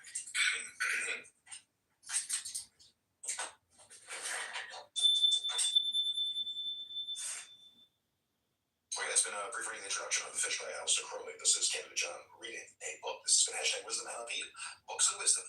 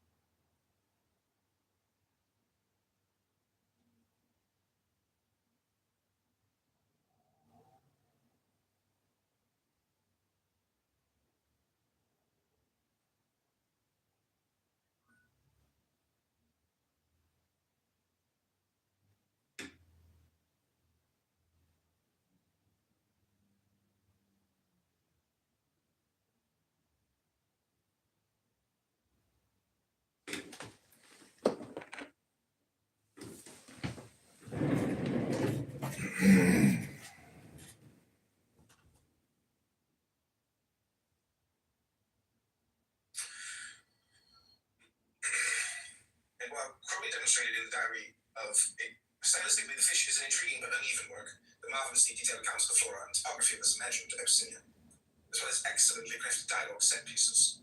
But at least part of the fish was composed through dictation, and while Crowley demonstrated in the diary of a drug fiend that he was uncommonly gifted at talking a novel aloud, in the fish, the long-windedness sometimes shows. Still, the fish has decided virtues. The richness of its symbolical interplay has already been discussed. In addition, it should be recognized that Chapter 5, aptly titled Analysis, is as probably a study as Crowley ever wrote on what he believed to be the psychological consequences of Christian faith. Further, the refutation by Lyle in Chapter 9, The Life Pessimism of Green, is a fascinating attempt at rebuttal of the first of the Buddha's Four Noble Truths. As such, it is illustrative of the uniqueness of the spiritual emphasis offered by Thelema, as well as shows the progression of Crowley's thought on this matter from the pre-Thelemic stance on his essay Science and Buddhism in 1903, in which the experiential emptiness of the First Noble Truth is stated almost as a matter of fact. The fish may be an overbroad satire, but it also has its depths. The four major characters in the fish are stock types: Lyle, the sage white hunter straight out of Haggard; Tone, the naive yet devoted missionary; Thornley, the stiff-necked outsider Jew; Green, the scientific materialist and failed acolyte of Nietzsche and Darwin. Yet there is a bit of Crowley in each of them. Lyle is the Crowley of the days of Himalayan exploration. Tone, the Christian, shares Crowley's interest in drugs and scientific research, and also Crowley's conviction that humankind requires spiritual, not merely material sustenance. Thornley is a shrewd and unremitting judge of human capacities. Just as Crowley saw himself to be, and Green, for all his pessimism and despair, remains drawn to the vision of freedom and of universal harmony offered by Shelley in Prometheus Unbound. This was Crowley despite himself and despite certain cold-blooded and thus fish-like verses in Cap 3 of the Book of the Law, chapters to which Crowley confessed in the Book of the Syphilodian working a lingering repulsion. The fish is rife with keys to life, thought of Alistair Crowley. Therein lies its principal fascination. Not to mention that a newly published work by Crowley, albeit an unfinished one, is in itself a rare catch. Rescued from the waters of obscurity, may the fish please the gentle reader. Lawrence Sutton. The Fish by Alistair Crowley.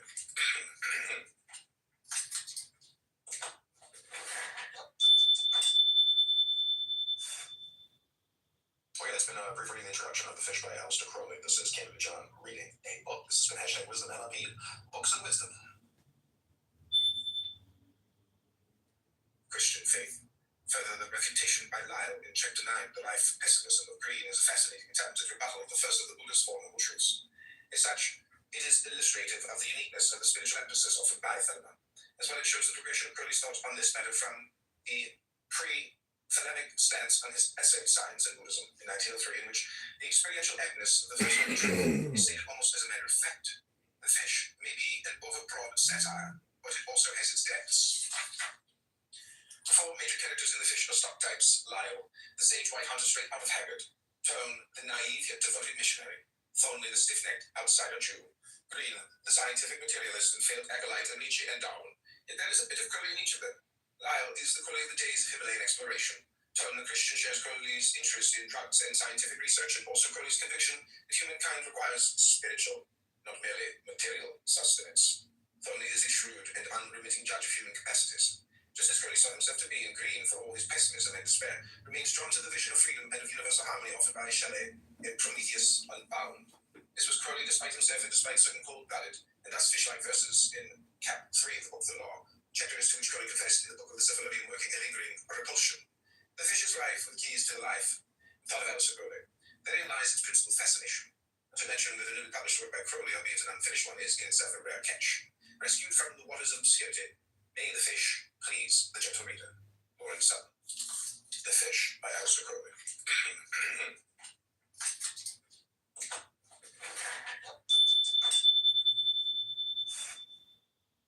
Okay, that's been a brief reading introduction of The Fish by Alistair Crowley. This is Canada John reading a book. This has been hashtag Wisdom LRP.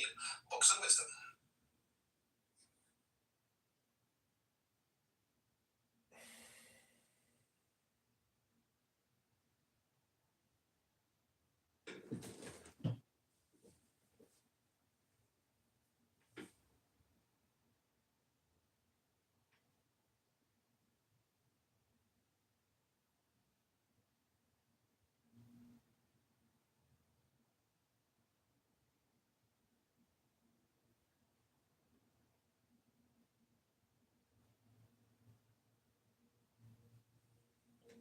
Okay, this is Fish by Crowley.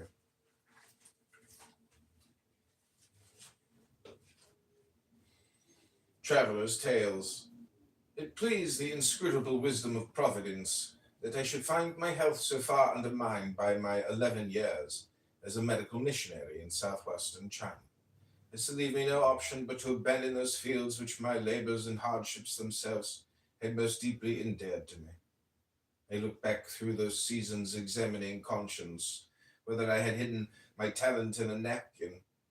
As to the work nearest my heart, all our hearts, I hope, could reckon no less than 9 converts, 3 of whom I most confidently believe to have been sincere. The first, Ty Lewis, was the son of an English cotton broker by a Chinese wife. The father died while Ty was an infant, by his own hand, as the rumor would have it, and left Ty heir to all he had, and won his gratitude by making a paraffin bridge for his nose, fitting him with a complete set of false teeth, and curing an ulcer of long standing in his leg. He bore up against his suffering from poverty and disease with most exemplary patience and fortitude. In the last year of his life, cut short in early prime by chronic meningoencephalitis, was sinless as but few even of the most saintly could rival. He uttered scarcely a word but the name of his Saviour, and that constantly day and night with almost incredible devotion. The second, Wa Titsi, though sore stricken by Graves' disease, had intended to train as a native teacher and evangelist. Unfortunately, his powers of expression were inadequate to his soul's development, and he could not learn to formulate any creed beyond John Wesley, all same God. But his life might put to shame many of far more elaborate theological equipment. His brain weighed only 2 grams more than the minimum hitherto recorded of an adult male. The third was my own cook and housekeeper, Tachi.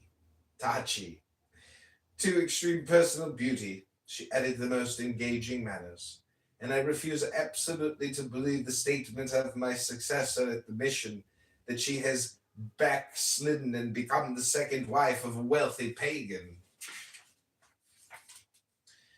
The other 6, I fear, indeed, were but rice Christians. On the medical side of my work, I was more fortunate. My reports on the results of addiction to opium smoking are universally admitted to have contributed most greatly to the substitution of morphine injections for the noxious vice. My heart's hope was to find a cure for leprosy. And in this, too, I was more than a little successful. I found injections of tubercle bacilli uniformly specific, and am convinced that I could have reported every case as cured had not a mysterious disease new to science, which I can only describe loosely as epidemic phthisis, swept my hospital like a typhoon. One of my chief objects in returning to England was to convince the skeptical Diaphorusis of Harley Street of my 2 discoveries, and to exchange views with the more open-minded leprographers. I therefore determined to cross the mountains to Burma and interview Major Ross of the hospital at Rangoon. This gentleman was most sympathetic, cordial, enthusiastic, and capable. He heartily endorsed my new treatment, which he had tried with similar success to my own, but my epidemic phthisis he had provisionally called Rost's disease, the harmless vanity of a very worthy gentleman. I left Rangoon in early January for Colombo, where I transshipped to one of the biggest of the liners of the P&O, homeward bound. On board was a famous traveler and hunter returning from a shikar in the jungles of Ceylon. We were mutually attracted, a silent comradeship natural between 2 men accustomed to live in solitude. The ship's gossip bored us. The bridge players disgusted us. The flirtations were too Australian for us. Shovelboard and deck quoits were to us both puerile and senile. Only one incident is pertinent to my story. At dinner, an argument sprang up on philology, and some pompous ass offered an absurd definition for absenia. It comes from abyss, bottomless, Latin abyssus, genitive abyssi, and nia is the regular, adjectival ending for a country, as Romania, Catania, Albania, and a host of others. After dinner, my friend resumed the subject over cigars, and to my amazement took sides with the windbag. This is his story. 2 years ago, I was in Somaliland after lions and pygmies. I know how to be intimate with most natives without losing their respect. I can play the heavy father, the arch-patriarch in a word. Well, of course, Abyssinia was almost the first country in the world to become Christian. Prester John and all that.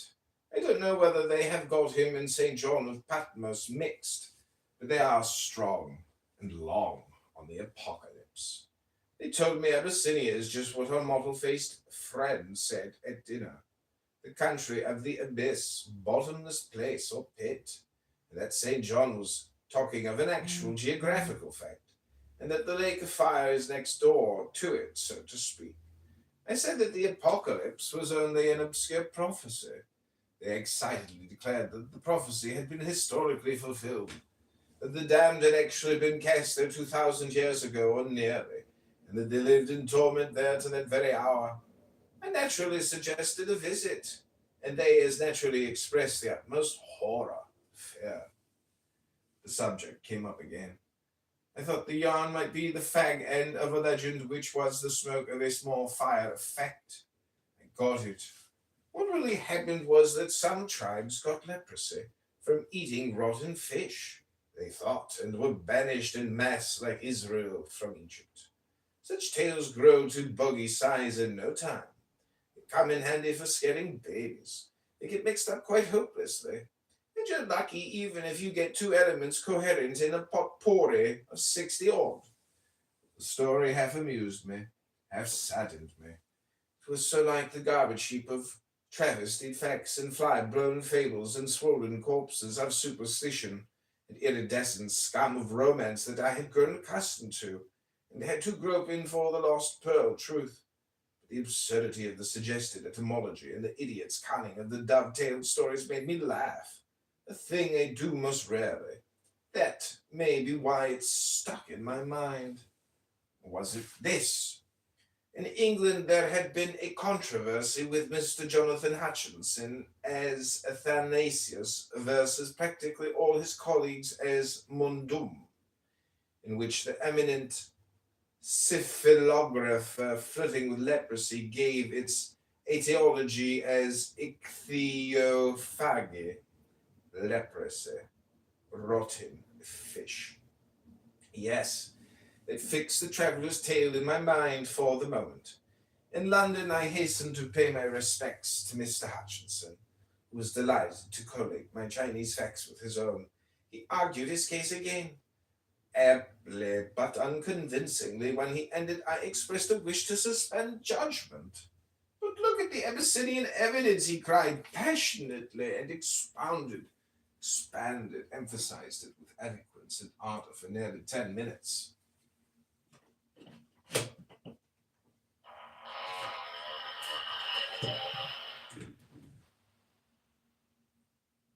Nature does what it's supposed to do. The birds fly off, the seasons cause the leaves to fall, and then the flowers bloom, and just how beautifully orchestrated nature is. But not humans, though.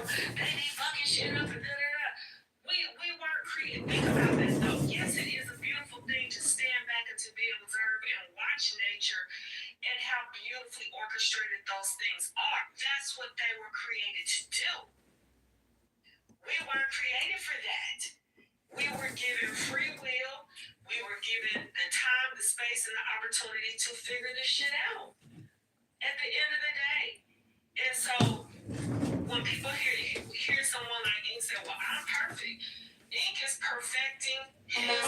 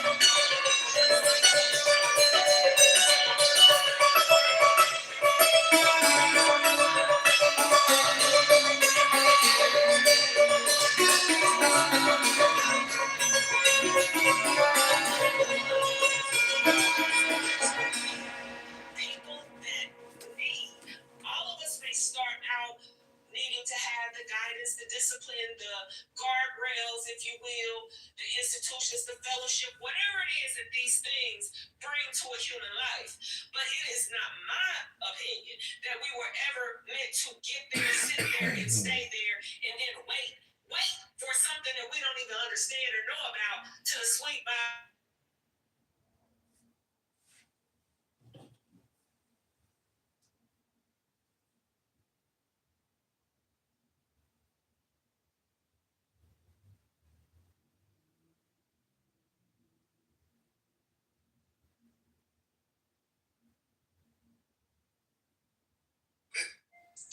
So I'll ask the question, but first I want to say that these are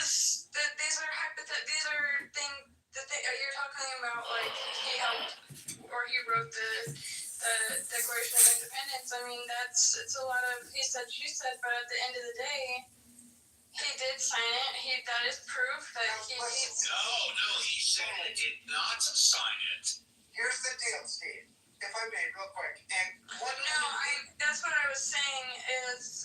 One need only read the original draft. There's two copies. We have Jefferson's and Adams' copy. They copied it from somebody. Both of them knew Thomas Paine from common sense. Every verbiage in the Declaration of Independence is all about Thomas Paine. I'm not the only one saying this, by the way. That's a fact. I'm Joseph Lewis. What's the fact about that? Like, how do we know that? Well, go Google on the original draft, and if people stuck to the original draft of the Declaration of Independence, we wouldn't have needed a civil war because it talked about African people in the original draft. Nobody knows that, and they keep it secret from us, but it's a fact. Google the original draft of the Declaration of Independence. Okay, I will Google that, and I will be back. And then read African slavery in America. And you'll find Thomas Paine is all over it. It's important to know that Thomas Paine is. Now, if I see a lot of non-credited sources, obviously I would clearly come back and say. Can we go back to the earlier conversation about like the requirements, please? Yeah, when you go Thank you. and there's all kinds of original books. They've already Google. Can we go back to the other conversation? Hey, hold on. One about the requirements. The conversation being had right now. No, it's not a conversation. You guys are just talking about who knows what. You're not relevant to the actual main line. Why you? It's not important. You're just trying to like hijack our guys' conversation about the requirements of the presidency. Who cares about Thomas Paine? Well, they do that, and we'll talk. We'll open a room. Yes, horrible. All right, we'll tell you what. I have a suggestion. Hold on. Everybody except for Samoa, go on mute. Everybody except for Samoa, go on mute. Okay, Samoa, you're up. Unmute. Talk about whatever you want. Go ahead. Steve, I want to hear your guys' opinions on like the requirements for the presidency.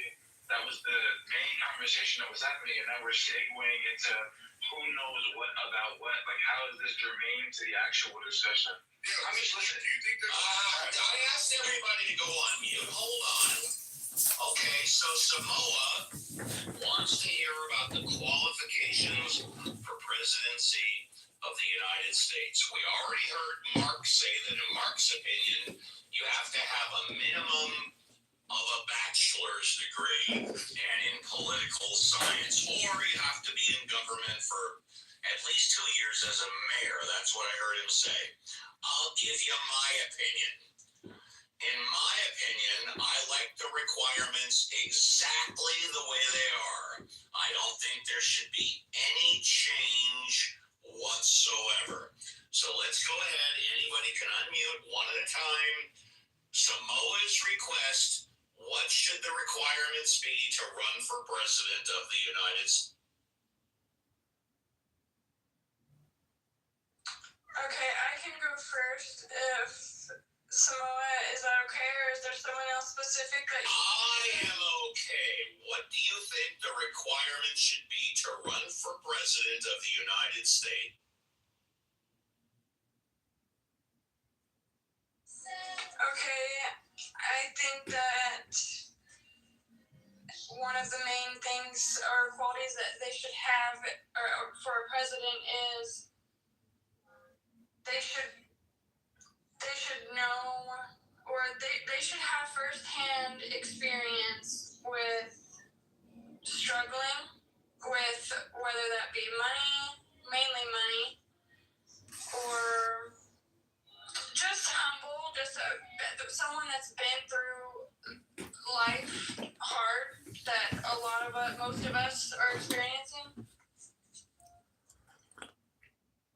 I mean, just imagine getting brain surgery, and the guy. Are you saying that you should have to have brain surgery before you can run for president?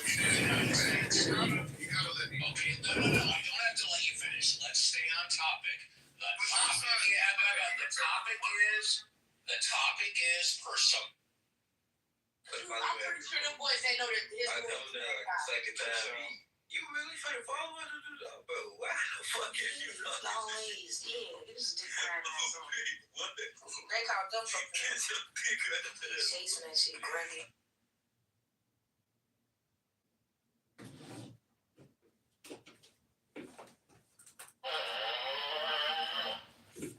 The Fish, page 30 by Crowley.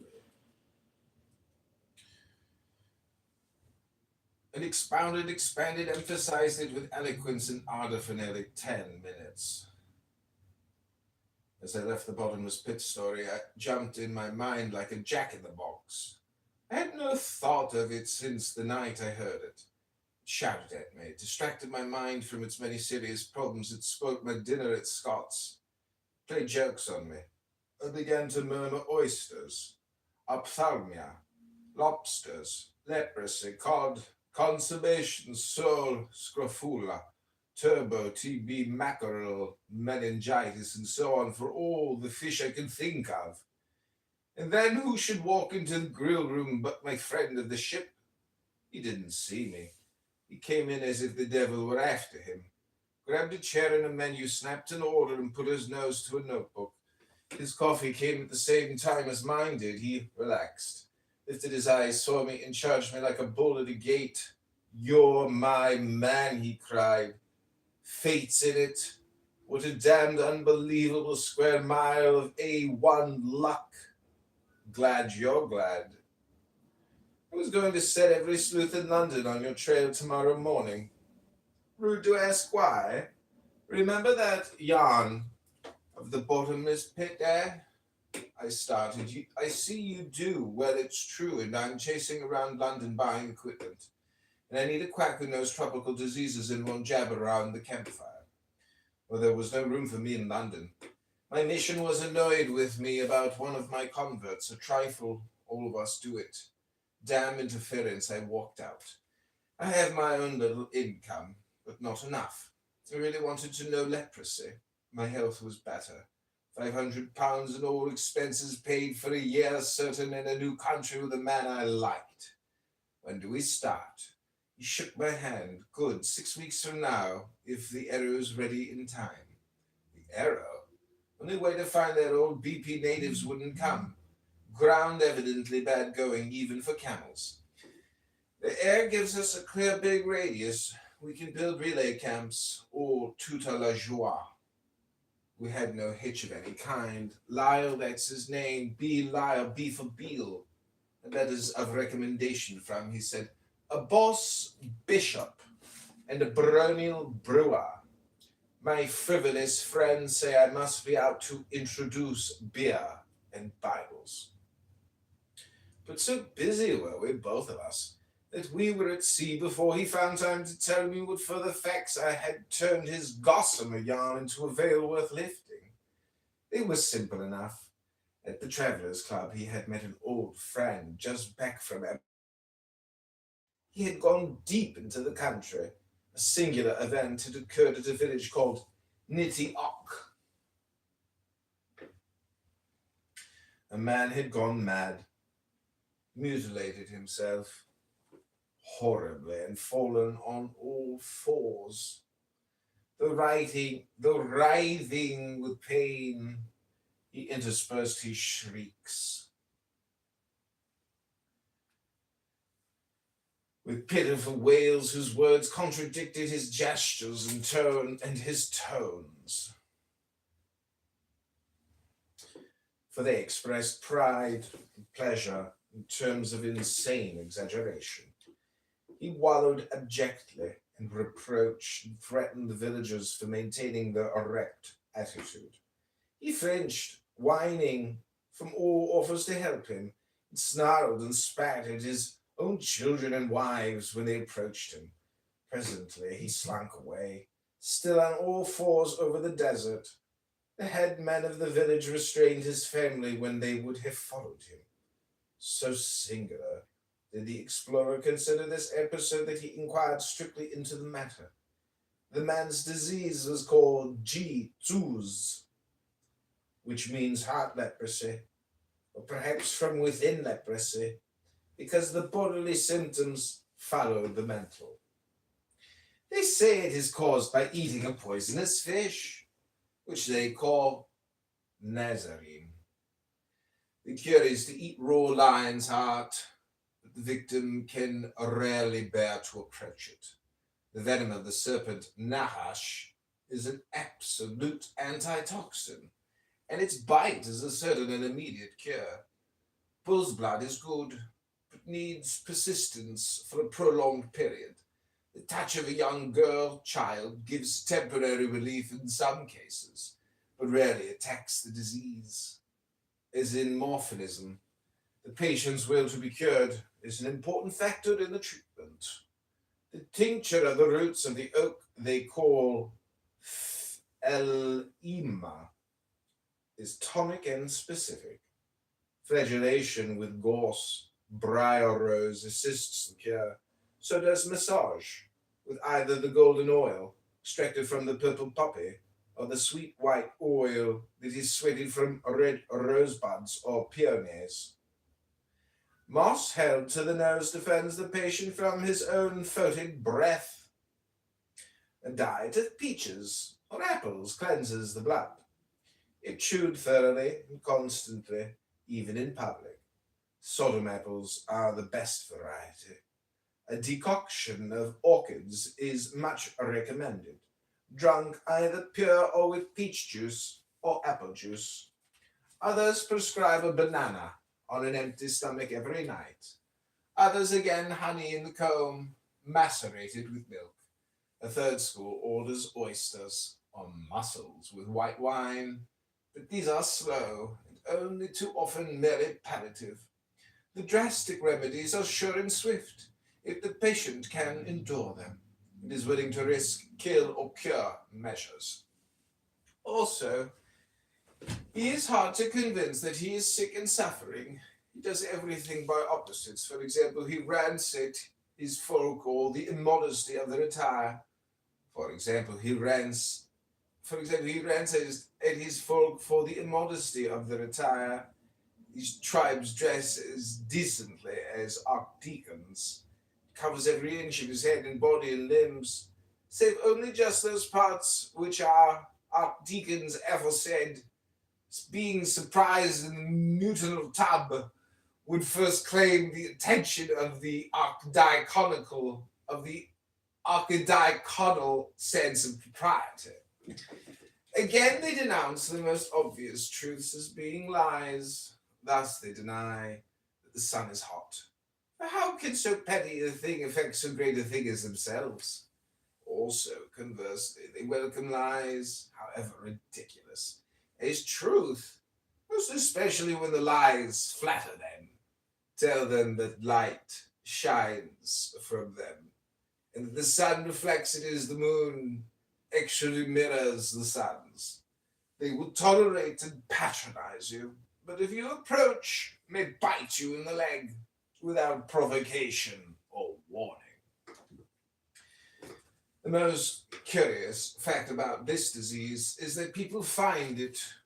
They do not say get or acquire or take or catch it.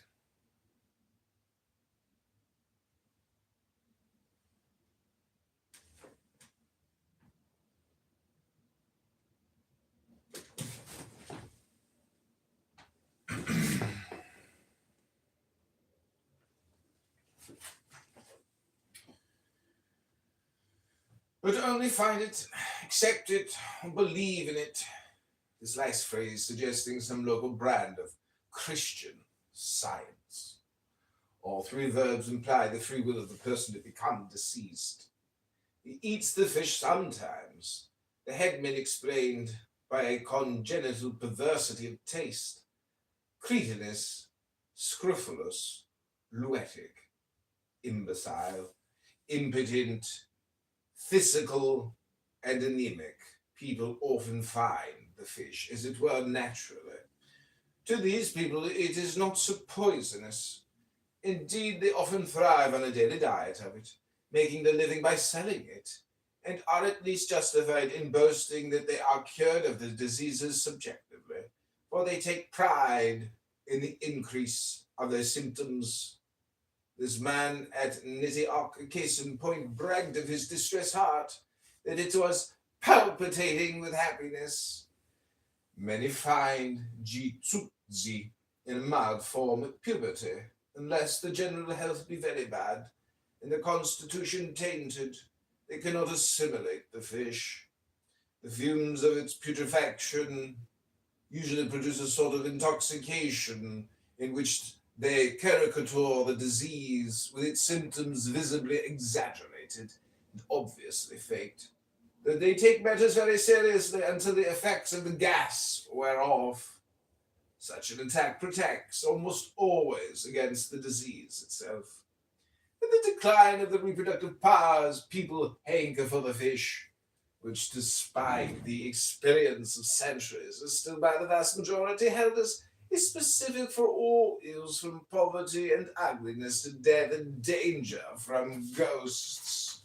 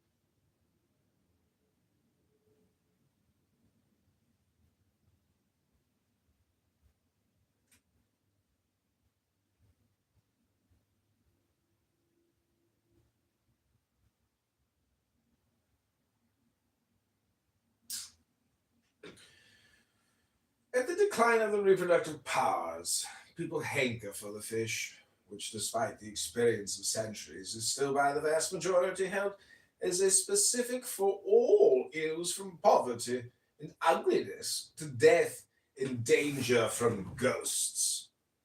This is because of the brilliant organization of the wealthy fisheries, their suave, smooth salesmen, the plausible publicity staff, and the work in the lobbies to force the fish on the people. Even those who vomit at the smell, being supposed to buy it, that they fling it instantly among their other garbage. These all find it as a desperate clutch at a straw as they drown in the dark seas of despair.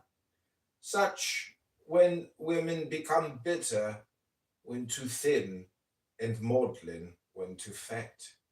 The men, if fat, become sensualists and prosers. If thin, viragos and tyrants.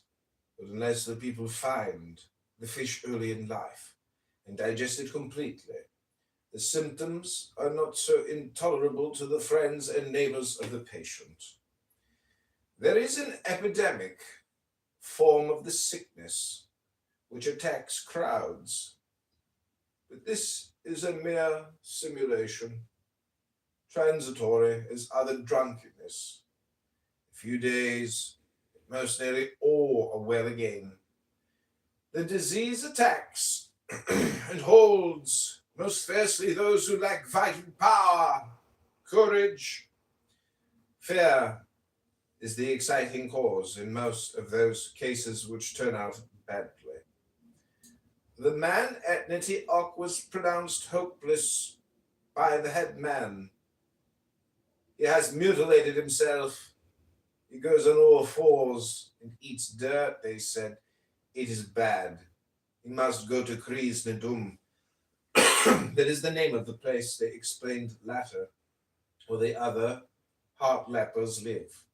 Kri means bottom, Bz means without, and Nudum hole in all bottomless pit. Lyle's friend asked for the location of this place, but everybody manifested a reluctance to talk. How would the sick man get there? Easy, filthily easy, they told him. One only has to follow the stench. Lyle knew he could reach Nitty Ock without much trouble. If the sick man could crawl thence to the pit, he could be sure of his goal. To make sure he would take an aeroplane with him. 3 months, 3 days after leaving Suez, we were camped just outside Nitty Ock.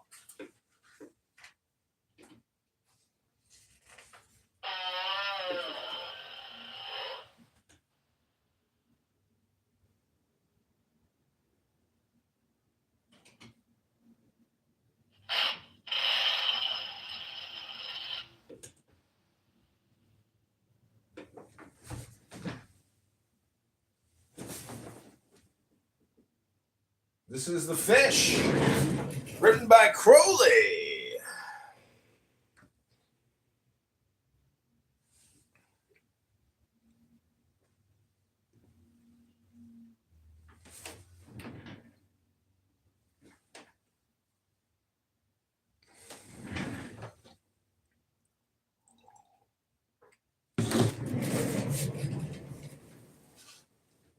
What Lyle wanted. I forgot to mention that Lyle and I joined the ship at Marseille, where we found on board our taxidermist, a little Sussex man named Green, and a young old man who looked halfway between a stockbroker and a pawnbroker, shaped from a retired pugilist. His name was Moses Thornley, and it was impossible to imagine what use he could be in our expedition, or what earthly considerations could tear such a man away from his evident preoccupations with property, ponies, and petticoats. I never met a man who looked so coarse and unscrupulous. Yet many an ambassador might have envied him his reticence, many a captain of industry, his air of responsibility carried with ease and confidence. At Port Said Ali bin Daoud al Dragoman with a little staff of assistants to look after our cooking, transport and service generally. Met us at our hotel, for at Port Said we had to change into a coaster.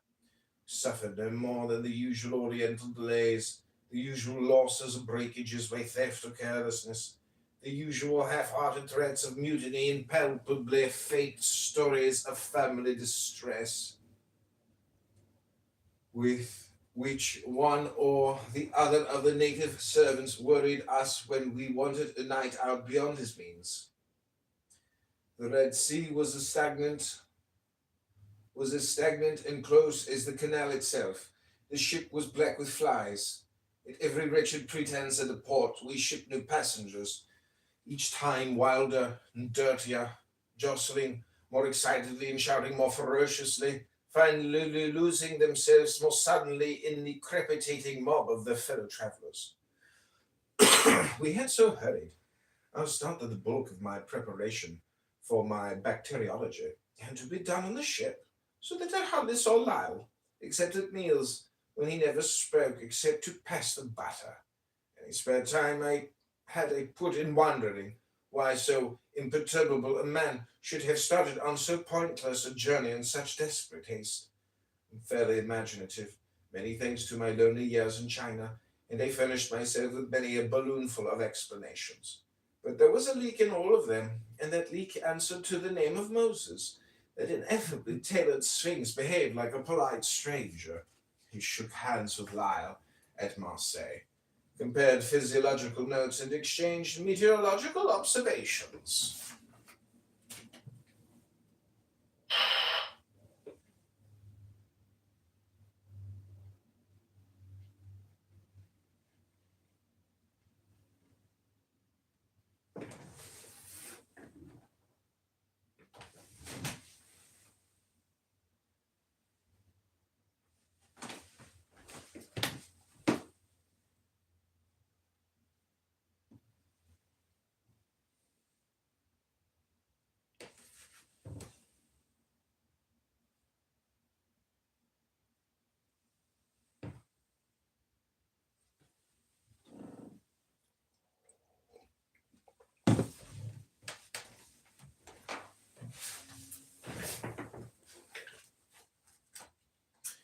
The Fish by Crowley, page 37.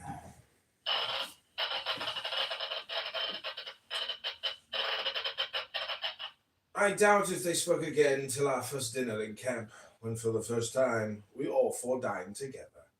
Moses had dined at the purser's table and made an old friend of him in 5 minutes. We had been with the captain. Moses had lured 3 Anglo Indians from bridge to solo whist, and whenever they were not eating, they were playing. Even at the dinner party in camp, the Hebrew retained his aloofness in a way that would have done honor to Brahman, and my wonder grew on me like a boil.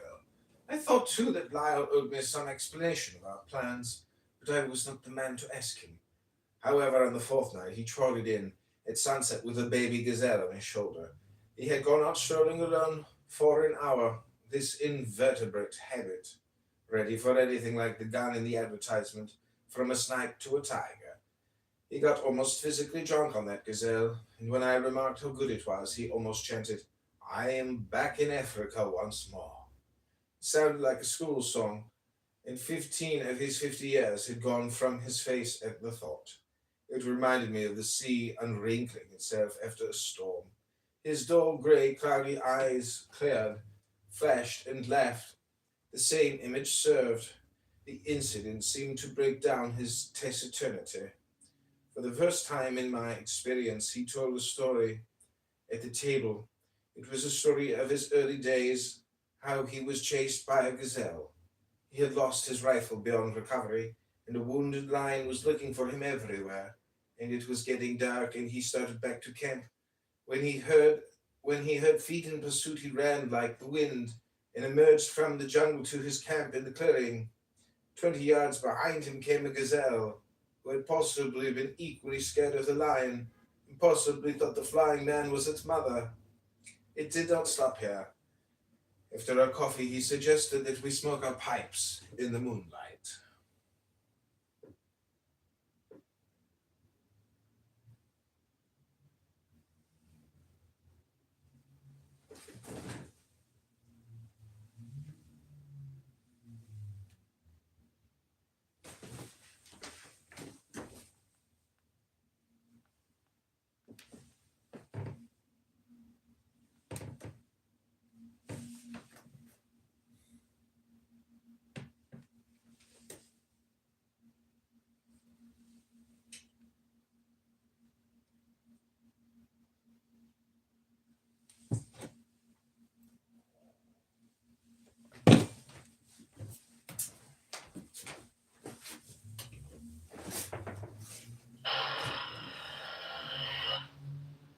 Thornley, by the way, had his cigar about a foot long, so pipes couldn't mean him. We went out to the top of a little heap of bare grey rock. I had noticed it before dinner. It suggested no particular form, but there was something about it indescribably evil. It was like a pimple on the great green slopes. To my medical mind, I suppose the idea of a cancer presented itself. Know any geology? Said Lyle. Scraps, I said. Nothing systematic. I can tell chalk from old red sandstone and granite from schist, but not much more. I'm putting my foot on this rock symbolically, said Lyle. It was once a splinter, tall, sharp, clean cut, A landmark for miles around, a finger thrust up from the earth, but its own inherent rottenness has crumbled it. As it has fallen, it has crushed the life and fertility out of the earth around it. And every shower of rain washes from it a poisonous salt. See what a wide brown circle of death it has made. We don't know how far its putrefaction may spread, killing the life and beauty of the earth, and not even taking thereby any advantage to itself.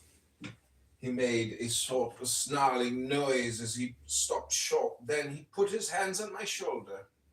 Harryton, he spoke very seriously. I liked you from the first. I liked your quiet ways, your contempt for a humbug, your sense of humor. You have a brain and a heart hidden away somewhere. Environment has buried them pretty deep. God help you, but Africa may cure you. I think I've given you the chance of your life. You're on the trail of a new disease. Your query is abominable and terrible. That means fame and fortune if you can turn its tide. That's why you came out. But why did I come? And who is our inscrutable Moses? You've been dying to talk, and you've had sense enough to keep your mouth shut. But I can tell you now I'm not a doctor. But I know more medicine than you think, perhaps, especially about the brain and nerves. I've studied every kind of poison. I needn't tell you that a new disease may count its dead by millions before you can organize any adequate defense. Think what the silly little bug of influenza did, and still is doing in the teeth of science. It might at any moment develop a more virulent form and run up another century or so before we got its wicket.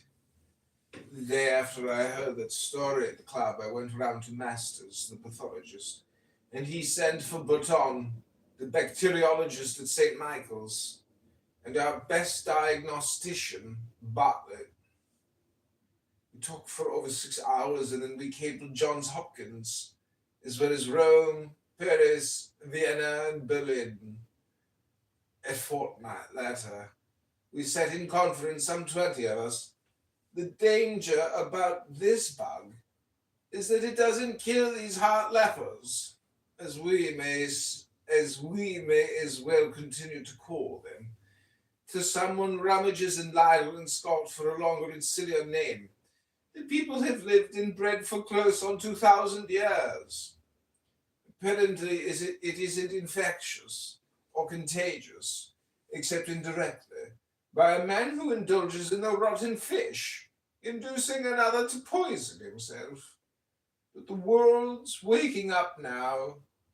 Suppose these trusts that run the fisheries, with their own government and God knows with what obscure international influences behind them, should start to make a market in civilization.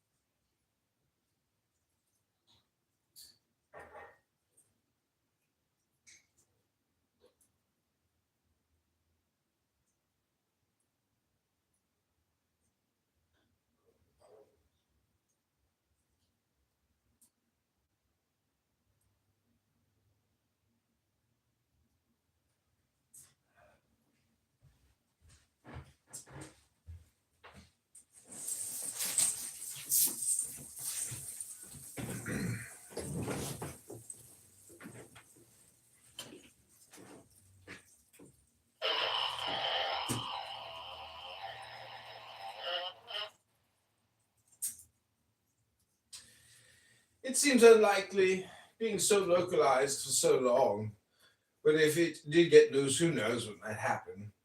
Once in another climate, it might become infectious, even epidemic. The whole fabric of civilization might be swept away in a decade. Art, literature, science, philosophy, nay, manhood and sanity themselves might be flung pell-mell into one huge plague pit of the earth. Well, to my story, we resolved to send a medical commission. We needed funds. We put the case before our government. None of them understood what we were talking about. We went to bankers, some of them philanthropists, who give thousands away to hospitals every year. They inquired with most acute intelligence into the symptoms of the new disease. They exchanged covert glances. They said they would give us their decision the next morning. They did. It amazed me. They would send out me to find the place, one doctor, to report on the alleged disease. Note the word alleged. And a man to represent their own interests in the matter. That is the mission of Moses. In plain English, they want to see which way the cat jumps, whether the spread of the disease would help or hinder them in their game of piling up pieces of paper with fancy figures painted on them. It is a fair sample of humanity. After all this civilization in progress, and our friend Ali seems to me a long sight better stuff. He broke off and spat. There was a silence between us for quite a long while. Finished my pipe and knocked out the ashes on my boot.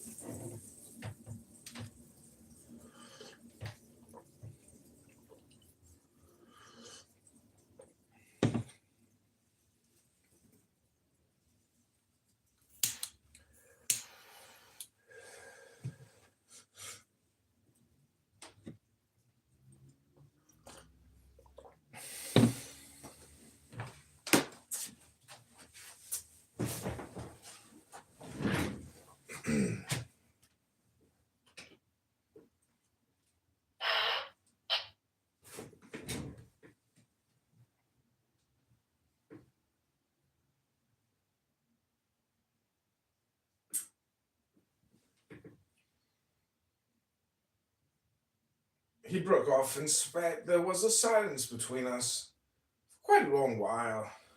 I finished my pipe and knocked out the ashes on my boot. Lyle, I said slowly, I don't yet see why you should want to go, if that's the story. The cat's out of the bag, he replied. They would have sent Moses with someone else. I must match my wits against his. He's good as solo whist. I watched him, but I once beat Blackburn and I twice beat Pillsbury at chess. This is going to be chess. I'll cure these lepers. I'll make sure of their continued segregation. And I'll go for the cause and wipe this rotten fish from the pools of the earth. You can only live in stagnant water. So they say. It's amazing that civilization has never yet secured a specimen. We'll find one, I nodded. There's another thing, said he. The more violent the toxin, the stronger the antitoxin generated in its midst. You know that. I'm just hoping that there may be some born in this bottomless pit of theirs who have refused to taste their fish, or happen to be immune to its poison. Such children might react against the environment with tremendous force, and be as much above the average human being as the others are beneath it. We ought to rescue those. Oh, there are wonderful possibilities. Let's get back to camp.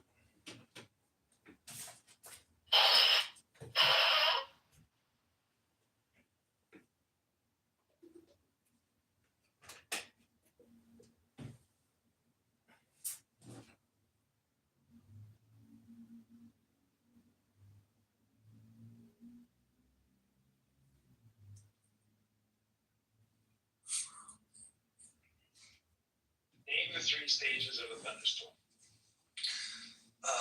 Beginning, middle, and end. Close. Is there an anvil stage? No, I don't think so. I think it's something like forming, mature, and dissipating. Alright. I know the same thing, right? It's kind of what I said. No, it would actually be hilarious to just go through like METAR examples and try to get people to guess them, because they are nutty. I mean, this, you gotta think, this was not that nutty. This was when you had to read it like through like a ticker tape or something like that. Remember those Yeah, machines? but The we little still tape comes have out. to be able to do this. I mean, you can. It's open book, so if you know where to look things up, you can look them up. But the problem is that FICON, as a number, by the way, is not listed in the FAR. It's not even well. It's not even well. That's probably why they use that one as an example. No, they didn't use it as an example. This was just from my scenario. This was actually a real note from my. Oh, this is a real life body. Yeah. It wasn't like No, because I remember my examiner came with some paper like stuff. He had like some old like facts like weather maps and stuff, and he pulled it out. He's like, "You ever see one of these?" I'm like, "No, not in real life." It's like, "Yeah, you'll probably never see one again." But stuff. But he would ask me like, "What does this symbol mean? What does this symbol mean?" But he was very flexible. He was like, he didn't expect me to know everything. Like he was pretty good that way.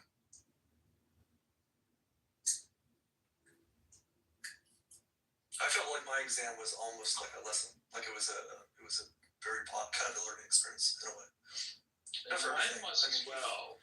Yeah. I mean, he was failing me, but he continued to educate me, like beyond the failure. He took some time and kind of gave me a class where he really did. Even though I backed pretty early. I did really well in the oral. My written grade wasn't awesome, and because I remember him saying like, "Oh, you know this stuff." Like I don't know why you didn't score better on your written or something like that. I don't remember why either actually, but I don't think it was bad. I passed, but I think they give a report on like the type of questions you missed or something like that. So the examiner can ask you those at least those subject matters. I guess a long time ago, so I don't really remember that well. But I remember him commenting like, "Oh, you know this stuff." And at the time, I did. But yeah, if I look at this stuff, I can recognize it and some of the stuff, but it's pretty obscure. Drizzle, snowflakes, snow greens, ice crystals, all these. The Inuits have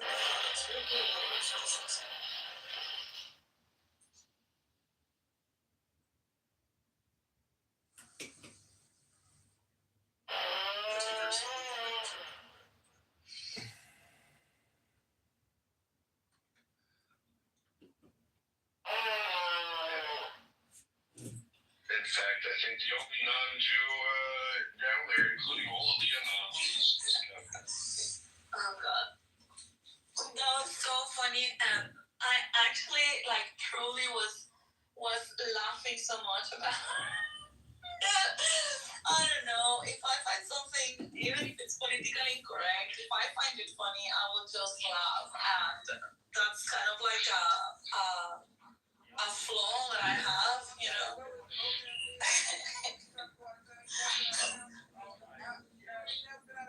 Welcome back, Roy and John.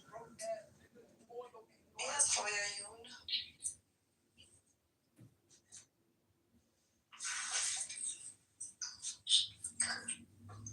Oh, Dan says I was zoned out. Did I get a date? It depends, Dan. How old are you?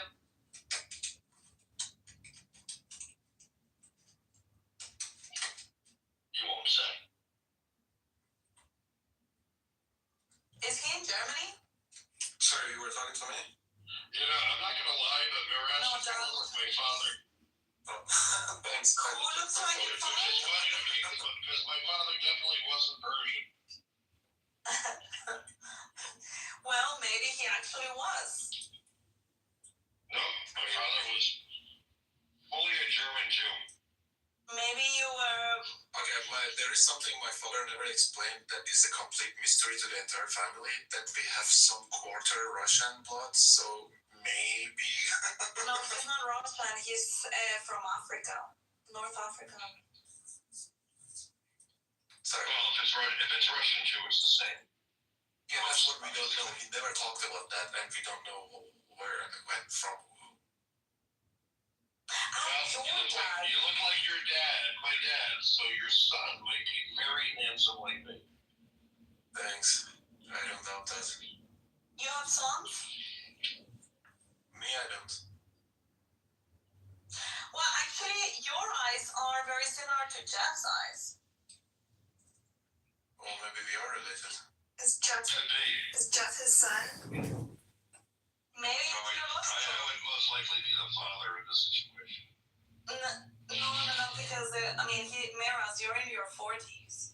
But he looks like my dad, which is weird. 40s. So they I could be wouldn't assume he's in his 40s. I would assume late 30s. I think. No, he's in his 40s. He said he was 17 in 2000 something.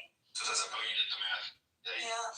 Yeah, that makes me Still lazy. Fucking that's funny, bro. I still have time.